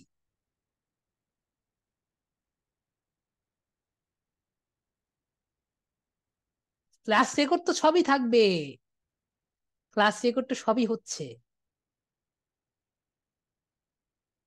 আর যাদের কোডিং নিয়ে খুবই ইন্টারেস্টেড তার, ও হ্যাঁ আরেকটা ভালো কথা, আপনারা যদি এসইও যা আমি পড়িয়েছি তার থেকে যদি আপনারা স্যাটিসফাইড না হন, আপনারা যদি আরো বেশি এসইও টাইপের পড়া পড়তে ইচ্ছুক, তাহলে মজ.কমে যাবেন। মজ.কমে গিয়ে আমি লগ ইন করেছি, আপনারাও লগ ইন করতে পারেন। লগ ইন করে এখানে লার্ন এসইওতে ক্লিক করবেন, লার্ন এসইওতে ক্লিক করে বিগিনার্স গাইড টু এসইও এখানে ঢুকবেন। জি, আপনার তো আপনার, আমি বলছি তো আপনার তো ইয়ে পাবেনি। তারপরে এখানে আপনার বেসিক টু হায়ার সব ধরনের, এই যে চ্যাপ্টার 1 থেকে শুরু করে লাস্ট মোটামুটি অনেকগুলো আর কি ক্লাস আর কি এখানেও আছে, ঠিক আছে? ইন্ট্রোডাকশন থেকে শুরু করে চ্যাপ্টার্স, নেক্সট, এভাবে করে আপনারা পড়ালেখা করতে পারেন। যদি আমি যেগুলা পড়িয়েছি ওতে যদি আপনাদের না হয়, এখানে আরো ডিটেলস ভাবে লেখা আছে, ঠিক আছে? আমি তো জাস্ট বললাম, আমি তো জাস্ট নক পড়িয়েছি এবং নকটা বোঝানোর চেষ্টা করেছি, এখানে ডিটেলস ভাবে দেওয়া আছে। আপনারা মজ.কমে যাবেন, গিয়ে ডিটেলস এসইওটা পড়তে পারেন। এসইওটা কি, এরা এখানে ডিটেলস ভাবে লিখে দিয়েছে। এসিও কিন্তু বিরাট একটা চ্যাপ্টার। ওকে, এখন আর কোনো প্রশ্ন থাকলে করেন। আর আপনাদের ইচ্ছা মতো রেকর্ডিং এর মধ্যে প্রশ্নের আনসার আমি দিয়ে দেওয়ার চেষ্টা করব। দেখি কারো কোনো প্রশ্ন আছে নাকি। তাও অরিজিনাল প্রশ্ন আছে, আমি ভেবেছিলাম কারো প্রশ্নই থাকবে না। মমিরুল ইসলাম বলেন, কি প্রশ্ন? ও, তাও একটা জিনিস দেখিয়ে দিই, দাঁড়ান। এসিও ক্লার্কে যাই। এসিও ক্লার্ক, এটা আমি পরে ক্লাসেও দেখাবো। এসিও ক্লার্কে যদি আমি যাই, দেখুন, ধরেন একটা যে কোনো একটা ইসের মধ্যে যদি যাই, যে কোনো একটা মধ্যে যাই, আমরা এসিও টাইপের যখনই কোনো কাজ খুঁজবো, আমরা কিন্তু এসিও ক্লার্ক থেকে এসিও টাইপের কাজ কিন্তু খুঁজে পাবো। আমি পরের ক্লাসেও দেখাবো, একই জিনিস দেখাবো। দেখেন, ডিএ 50+, তো ডিএ কি বলে এটা যদি না জানতেন, এটা কিন্তু বুঝতেন না। সালাম আলাইকুম জি জি। স্যার। তা পিবিএন কি এটা কিন্তু না, পিবিএন ব্ল্যাক লিঙ্ক যদি না জানতেন এটা কিন্তু বুঝতেন না। তো ওনারা কি সার্ভ করছে, তো অ্যাড 104 এই পিবিএন দিয়ে আর কি এগুলা করছে। সে হ্যালো যত টাকা দিচ্ছে, হ্যাঁ আমি শুনছি আপনার কথা। আমি আর স্যার, কি, কি বলেন? প্রশ্ন আছিল একটা। জি করেন, আজকে ক্লাস নিয়ে আপনি বুঝতে পেরেছেন? স্যার মোটামুটি বুঝতে পারছি। তো আপনি একটু তো বুঝতে পারলেন যে ডিএ, একটু সময় ডিএটা একটু দরকার সময় কি। নেওয়া লাগবে স্যার, আর সময় নিয়ে আরো একবার দেখতে হবে। জি, সময় তো লাগবেই, আজকের ক্লাসটা একটু কঠিন ছিল। ওকে, তাহলে বলেন, আর তার প্রশ্ন নেই। স্যার, আমার প্রশ্ন হলো যে আমার স্টুডেন্ট আইডি আর হলো রোল নাম্বার কোথায় পাবো, কিভাবে পাবো? আমি একটা বলেছি যে আপনাদের যে পেজে আছে, Yes. এটা আর কি একজনের কাছ থেকে শুনেছি, এভাবে আর কি উনি পেয়েছেন। আপনারা যখন এই পেজে আর কি ঢুকেন, তখন আপনাদের স্টুডেন্ট আইডিটা দিয়ে থাকেন। তো আপনারা যদি ওইখানে আর কি এই আনসারের ওইখানে ক্লিক করেন, কিভাবে ক্লিক করেন জানি না, আনসারের ওইখানে ক্লিক করতে গেলে বলে পাওয়া যায়। কয়েক ভাইয়া পেয়েছেন। জি, স্যার আমি যদি আর একটা পোস্ট করি। এটা হলো এক, এটা হলো এক, শুনেন, জি, এটা হলো এক। দুই, আপনি অফিসে কল দেন, এটা হলো সবচেয়ে ইফেক্টিভ ওয়ে। অফিসে কল দিলে আপনাকে বলে দিবে। স্যার অফিসের কোনো নাম্বার তো আমার কাছে নাই। অফিসের নাম্বার নেই? আপনি মেসেজ পেয়েছিলেন, ওটা নাই? আমার মোবাইলটা হলো করা হয়েছে তো, স্টার্ট করা হয়েছিল, এগুলো কোনো কিছু আমি পাইতেছি না। অফিসের নাম্বারটা তাহলে আমি, দাঁড়ান, অন্য কারো কাছে যদি নাই পান আমাকে মেসেজ দিয়েন, আমি আপনাকে দিয়ে দিব।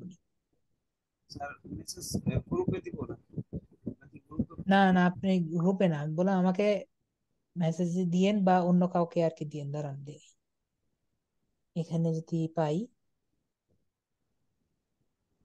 আর কোনো প্রশ্ন আছে? দাঁড়ান, আমি তো একজনকে দিয়েছিলাম মেবি। প্রশ্ন আর আছে, সেটা হলো পরীক্ষা কি স্যার লাস্ট 2 ক্লাস হবে নাকি শুরু থেকে আমি শুরু হবে? বলেছি যে এ পর্যন্ত যা যা আছে সবই আর কি দিয়ে ক্লাস হবে।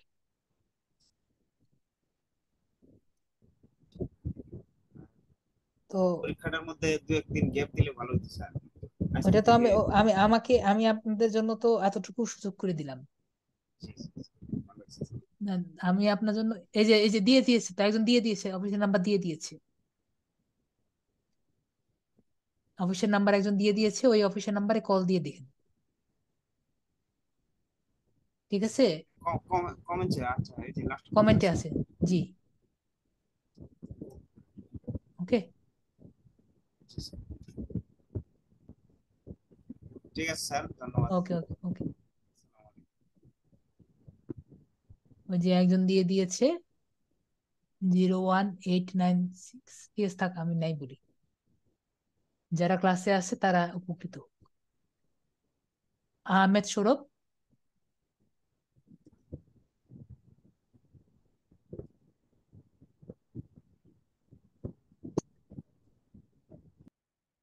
আহমেদ সৌরভ আপনাকে আনমিউট করেছি।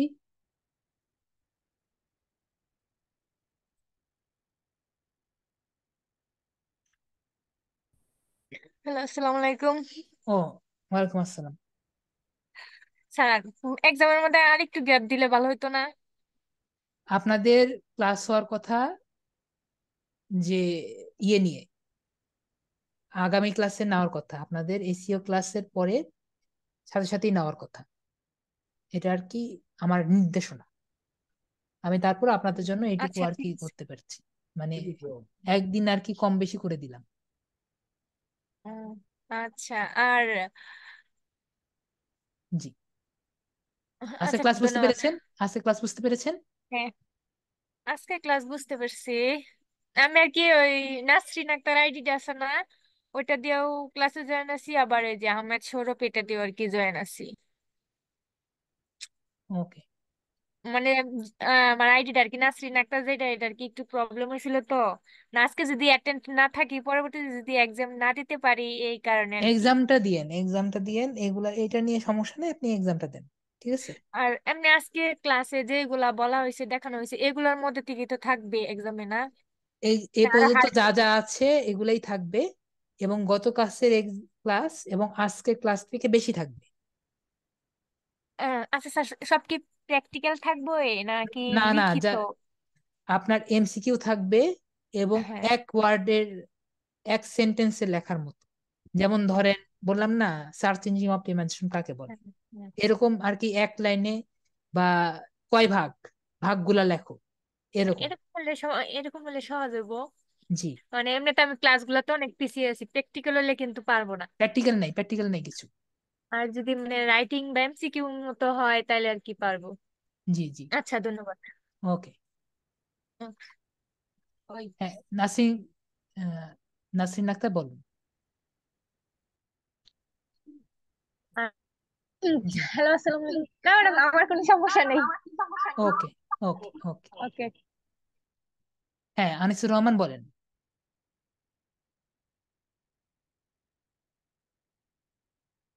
আনিসুর রহমান,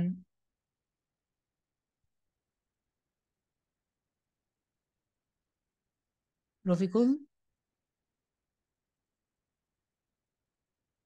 ওকে। ক্লাস খুব মিস করেছি, পরীক্ষা কিভাবে দিব কিছুই বুঝিনি। জাস্ট ক্লাসগুলো আগের গুলো দেখেন, আর গত ক্লাসটা আর আজকে ক্লাসটা ভালো মতো দেখেন, এগুলা থেকেই বেশি আসবে। এবং আগের ক্লাসগুলো মানে জাস্ট থিওরিটিক্যাল জিনিস, তো থিওরিটিক্যাল জিনিসগুলো আর কি একটু বুঝে নিলেই পারবেন।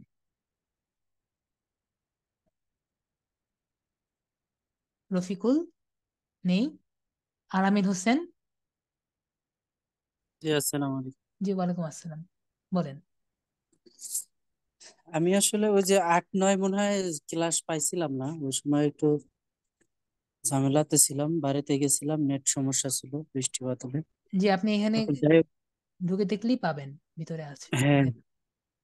আর ওই যে ইসের লিঙ্কডইনের পেজ ক্রিয়েটটা তো আমি করতে পারলামই না। অফিস আপনি যদি 50-এর উপরে থাকেন তাহলে অফিসের পেজ করতে পারবেন। আর আমি আগেও বলেছি যে আপনার যে পেজ করতেই হবে, লিঙ্কডইনে পেজ এমন কোনো কথা নেই। আপনি জাস্ট প্র্যাকটিসের জন্য পেজ করতে পারেন, আর না হলে আপনি ওই যেটা বললাম ভেরিফাই করেও আচ্ছা, করতে ওরা কি পারেন। ক্রিয়েট না করলে কোনো আছে? না না, কোনো সমস্যা নেই, লিঙ্কডইনের আইডিটা থাকলেই হলো। না, লিঙ্কডইনে আমার পেজ 53টা হয়েছে আর কি। তারপর ভেরিফাই চাচ্ছে। কি জানো এটা, এখন আমি অত ভালো বুঝি না, দেখে তো স্ক্রিনটা শেয়ার করি, তাহলে আপনি একটু দেখেন। ঠিক আছে, আপনি স্ক্রিন শেয়ার করেন না। অনলি হোস্ট কি লেখা আছে? ও, লেখা আছে, দেন।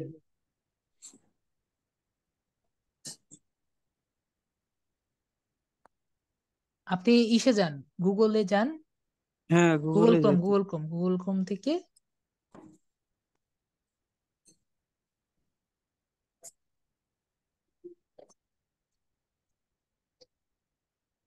আপনি ইসে কেন, আপনি কি ফেসবুক পেজের কথা বলছেন নাকি লিঙ্কডইনের কথা না বলছেন? না, লিঙ্কডইন এই যে ঢুকছি। হ্যাঁ, আপনি ইসে করেন, ঠিক আছে, আগে ঢুকেন, দেখি ঢুকেন। এটা কি আবার হয়ে গেল নাকি? হ্যাঁ, সেশন চলে গেছে, লগ ইন করেন। আপনি লগ ইন করেন, ও, আমি আরেকটা প্রশ্ন নেই। জি। হ্যাঁ, Anisur Rahman, exam papers sir আসসালামু কোথায় আলাইকুম। জি জি, বলেন। স্যার আমি স্যার একটু শেয়ার করবো স্যার একটু পেজটা। ও তাহলে একটু তাহলে হোল্ডে থাকেন। হ্যাঁ, লাজ লাঞ্জু সরকার। আপনি ফেসবুকে যাচ্ছেন কেন, আলামিন? ফেসবুক ইয়ে হয়েছে, জি, ফেসবুক ওপেন হয়েছে। আর এখান থেকে বোঝা যায় না তো মোবাইল, এই কারণে। আপনি লিঙ্কডইনে যাবেন। আচ্ছা ঠিক আছে, আমি আপনার কথা করেন, আমি ট্রাই করতেছি। আহ লাঞ্জু সরকার, আপনাকে আমি আনমিউট করেছি। আচ্ছা। লাঞ্জু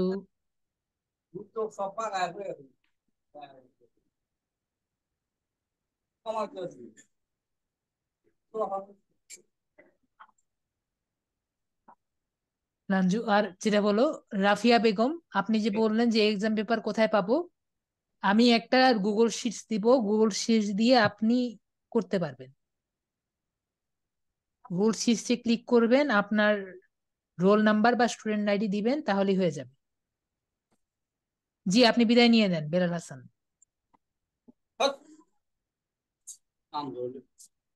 নাজলু কোনো আনসার দিচ্ছেন না, আর শুধুমাত্র তাহলে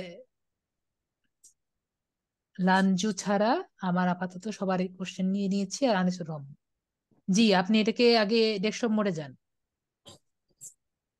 ডেস্কটপ, জি,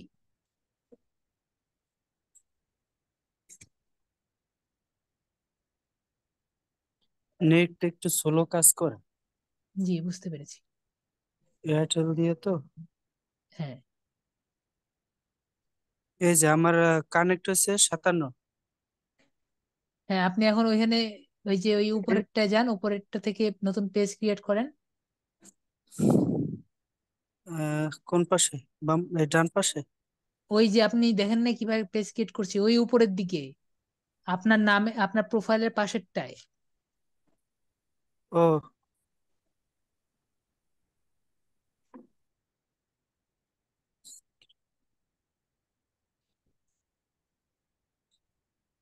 বুঝি নাই।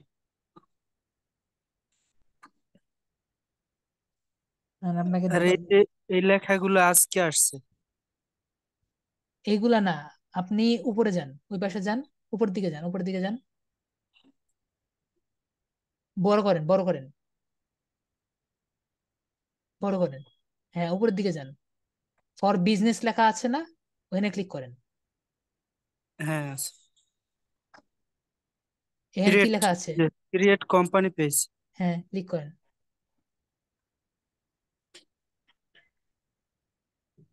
হ্যাঁ, এখন দেন, যে কোনো একটা ক্লিক করেন।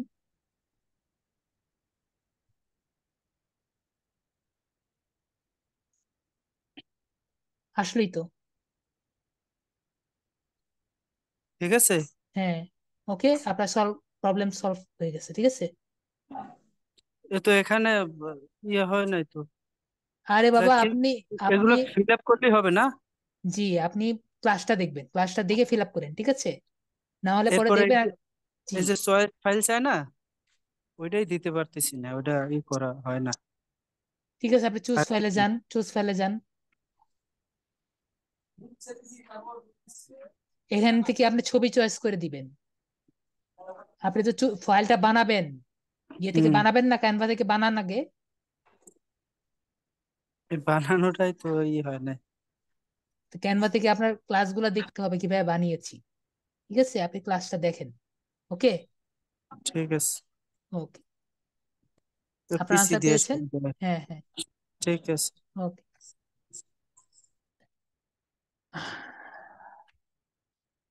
আনসার, জি, আনসার শিট কোশ্চেন পেপারই থাকবে আপনার। একেএম সাইফুল্লাহ, আপনার যখন আনসার দেওয়া শেষ, আপনি আপনার রেজাল্ট আপনি তখনই দেখতে পারবেন, ঠিক আছে। আপনার আনসার শেষ, আপনার পরীক্ষা দেওয়া শেষ, আপনি তখনই রেজাল্ট দেখতে পারবেন। আপনার আনসার পেয়েছেন।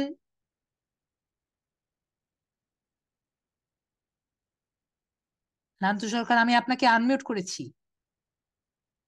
নান লাঞ্জু সরকার, আপনাকে আমি আনমিউট করেছি। আপনাকে অনেক আগে আমি আনমিউট করেছি, আপনার তো আনমিউটটা ইয়ে করতে হবে। রাঞ্জু সরকার, আপনাকে আমি অনেক আগে আনমিউট করেছি।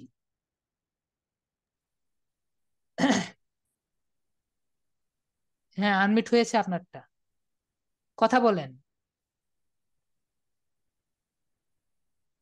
হ্যাঁ, আনিসুর রহমান, আপনি আপনার স্ক্রিন ইয়ে করেন। জি।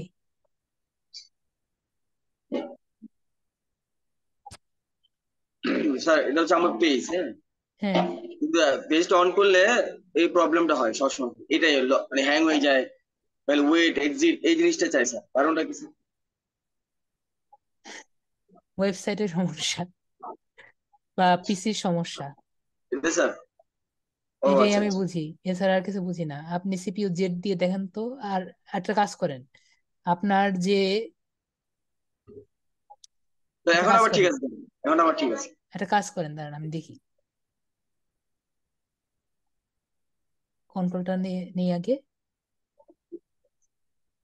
এরকম যদি করে, একটা উদাহরণ, এখানে রাইট সাইড ক্লিক করছি, এখানে রাইট সাইড ক্লিক করেন তো। আমার রাইট সাইড কেন ক্লিক হচ্ছে না জানি। নিচে রাইট সাইড ক্লিক করে কন্ট্রোল প্যানেলে যাবেন, টাস্ক ম্যানেজারে যাবেন। টাস্ক ম্যানেজার থেকে দেখবেন যে অবস্থা কি। এই যে এখানে, স্যার এখানে, এই যে ওকে এখানে এখানে। এখানে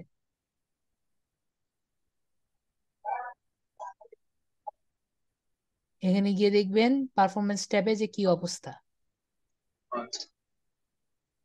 এখানে 60% মেমোরি এখনই দেখাচ্ছে, কিছু করতেছে না। তাও যদি বেশি খারাপ অবস্থা হয়, ল্যাপটপ তো ইয়ে করে নেবেন, ঠিক আছে? একটা এসএসডি কিনে নেবেন আর স্যার র্যাম এই বাড়ায় স্যার, নেবেন। স্যার এইচডি লাগানো আছে স্যার। তাহলে র্যাম কিনবেন। এছাড়া আর ও, কোনো ইয়ে নাই, স্যার সলিউশন অন্য নাই। কম্পিউটারে স্যার, মানে আমি আমার যদি অফিসে যাই দেখি তখন প্রবলেমটা হয় না, কিন্তু আমার কম্পিউটার অন করলে প্রবলেমটা। হ্যাঁ, আর যদি তাও প্রবলেম করে, উইন্ডোজ দিবেন, এছাড়া অন্য কোনো উপায় নেই। এটা এই ব্রাউজারের সমস্যা। স্যার স্যার আমার ফেসবুক ঠিক আছে স্যার, বেশ সুন্দর আছে স্যার। জি জি জি। Thank you sir. Okay, Lanju Sarkar কথা বলছে না, তো নেক্সট ওয়াসিম আকরাম বলেন। আসসালামু আলাইকুম। জি, জি আমি বল। একটু স্ক্রিন শেয়ার করতে চাই। জি দেখান।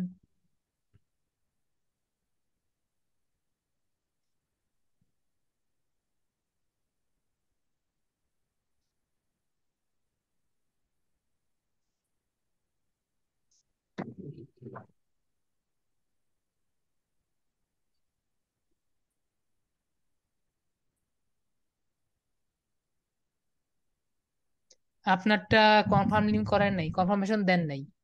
আপনি এটা আমি কনফার্মেশন দিতে লিঙ্কে পারছি ক্লিক না। করেন, কনফার্মেশন উপরে এটা ক্লিক। আপনি আগে একটা কাজ করেন, আপনার জিমেলটা ওপেন করে রাখেন আগে। জিমেলটা নিচে জিমেলটা ওপেন করেন। ওপেন করব। এখানে না, জিমেল অ্যাপ, জিমেল অ্যাপ, এখান থেকে যাবেন। হ্যাঁ, জিমেল অ্যাপটা ওপেন করে রাখেন।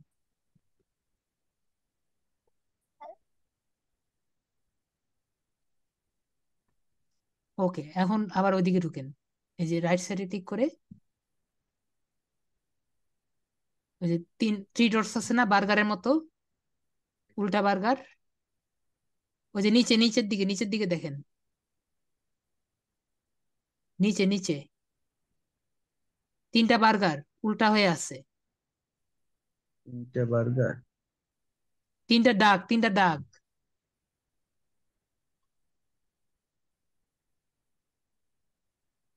আপনি যখন মাঝখানে একটা টিপলেন না, তার পাশেরটা রিসেন্ট অ্যাপে যাবেন তো।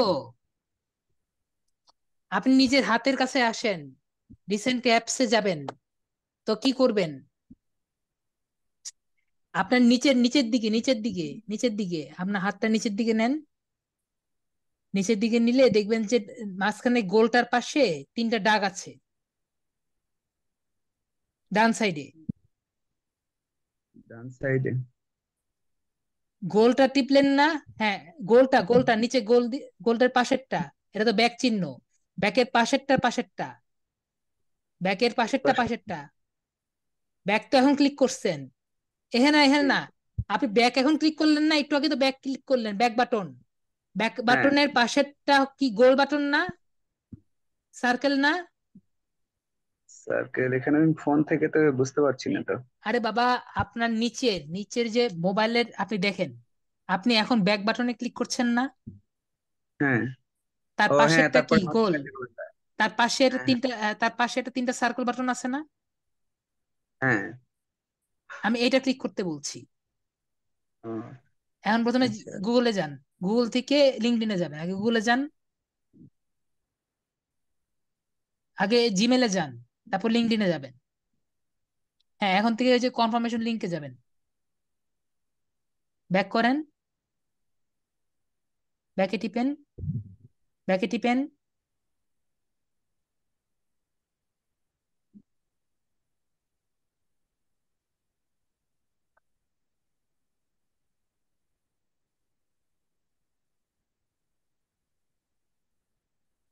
এটা ক্রস করেন,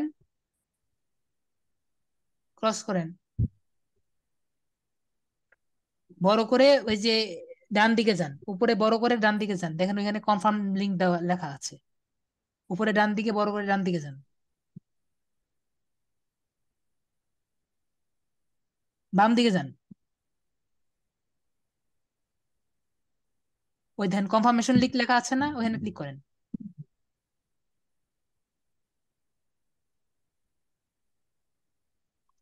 এখানে রিসেন্ট, হ্যাঁ গেছে। এখন আপনি আবার এই বার্গারের মতো ছবিতে ক্লিক করেন।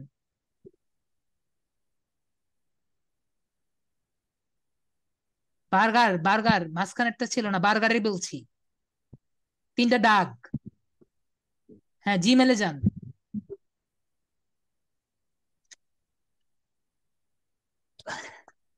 জিমেলে যান, জিমেলে যান, এখানে না, বার্গারের চিহ্নতে ক্লিক করে এদিকে কেন যাচ্ছেন? এখান থেকে যাবেন না। জিমেলে।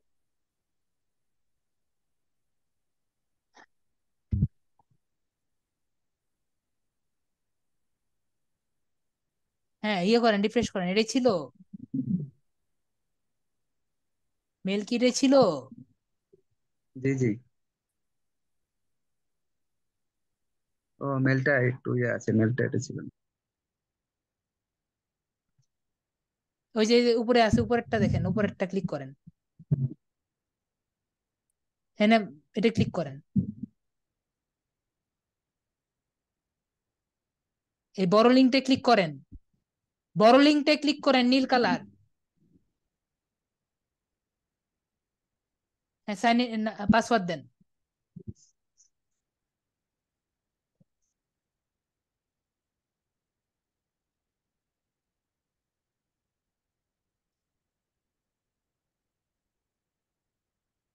ভাইয়া, আমি একটু লাউড ভয়েসে কথা বলেছি, রাগ করেননি তো? না না, এখানে ইয়েটা লেখা যাচ্ছে না, এই পাসওয়ার্ডটা শো লিখতেছি পাসওয়ার্ড কিন্তু। লিখতেছেন কিন্তু হচ্ছে না।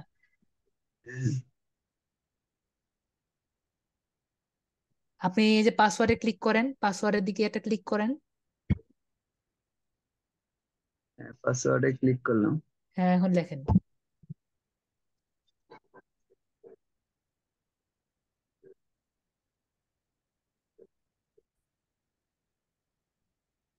নেন, ভেরিফাই করেন।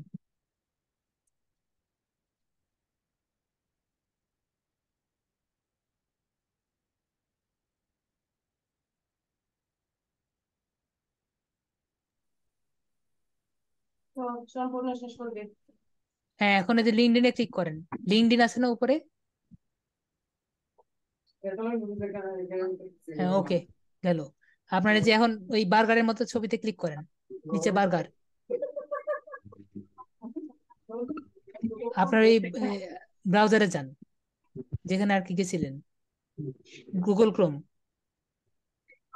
রিফ্রেশ দেন।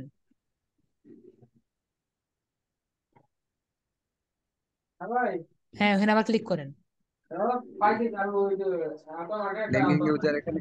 হ্যাঁ, দেন। পাসওয়ার্ড যেতে পারে। হ্যাঁ, ফরহাদ হোসেন, আপনি বলতে থাকেন। জি স্যার। স্যার, লিঙ্কডইনে কানেকশন বাড়াতে আমি সর্বোচ্চ কয়টা রিকোয়েস্ট দিতে পারি? সব মাসে 30টা মনে হয়। মাসে? ভেরিফাই আবার হ্যাঁ, ইয়ে আগে করবো। স্যার 3টা বা সপ্তাহে 4টা 30টা, দিন। সপ্তাহে 30টা, সপ্তাহে 30টা। সপ্তাহে 30টা। সপ্তাহে 30টা নাকি মাসে 30টা, এরকমই আর কি। 3টা বা 4টা করে দিতে বলছে আপনি আরো দেন বেশি। ভাইয়া, ইয়ে ভাই আপনি দেন, এখান থেকে চয়েস করে দেন আপনি, হ্যাঁ দেন। হ্যালো, হ্যাঁ হ্যাঁ তাহলে সব, 3টা বা 4টা করে দিব না? 4টা দিলে হ্যাঁ তো হ্যাঁ, প্রায় 4 7 28টা। হুম, আচ্ছা ঠিক আছে। ওকে। আসসালামু আলাইকুম। হ্যাঁ এখন লিঙ্কডিনে ক্লিক করেন, লিঙ্কডিনে।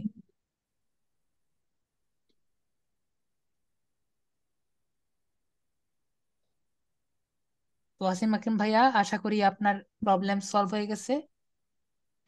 লাঞ্চু সরকার ভাই, আপনি তো কথা বলেন না, আমি কিভাবে হেল্প করব?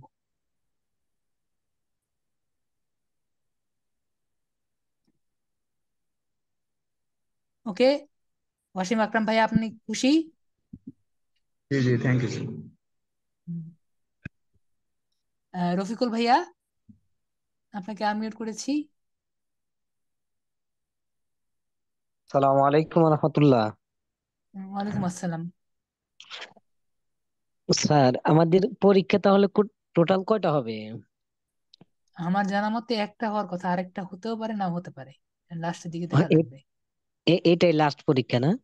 এটা হওয়ার এটাই। কথা, আরেকটা হতেও পারে, নাও হতে পারে। ও, তাই।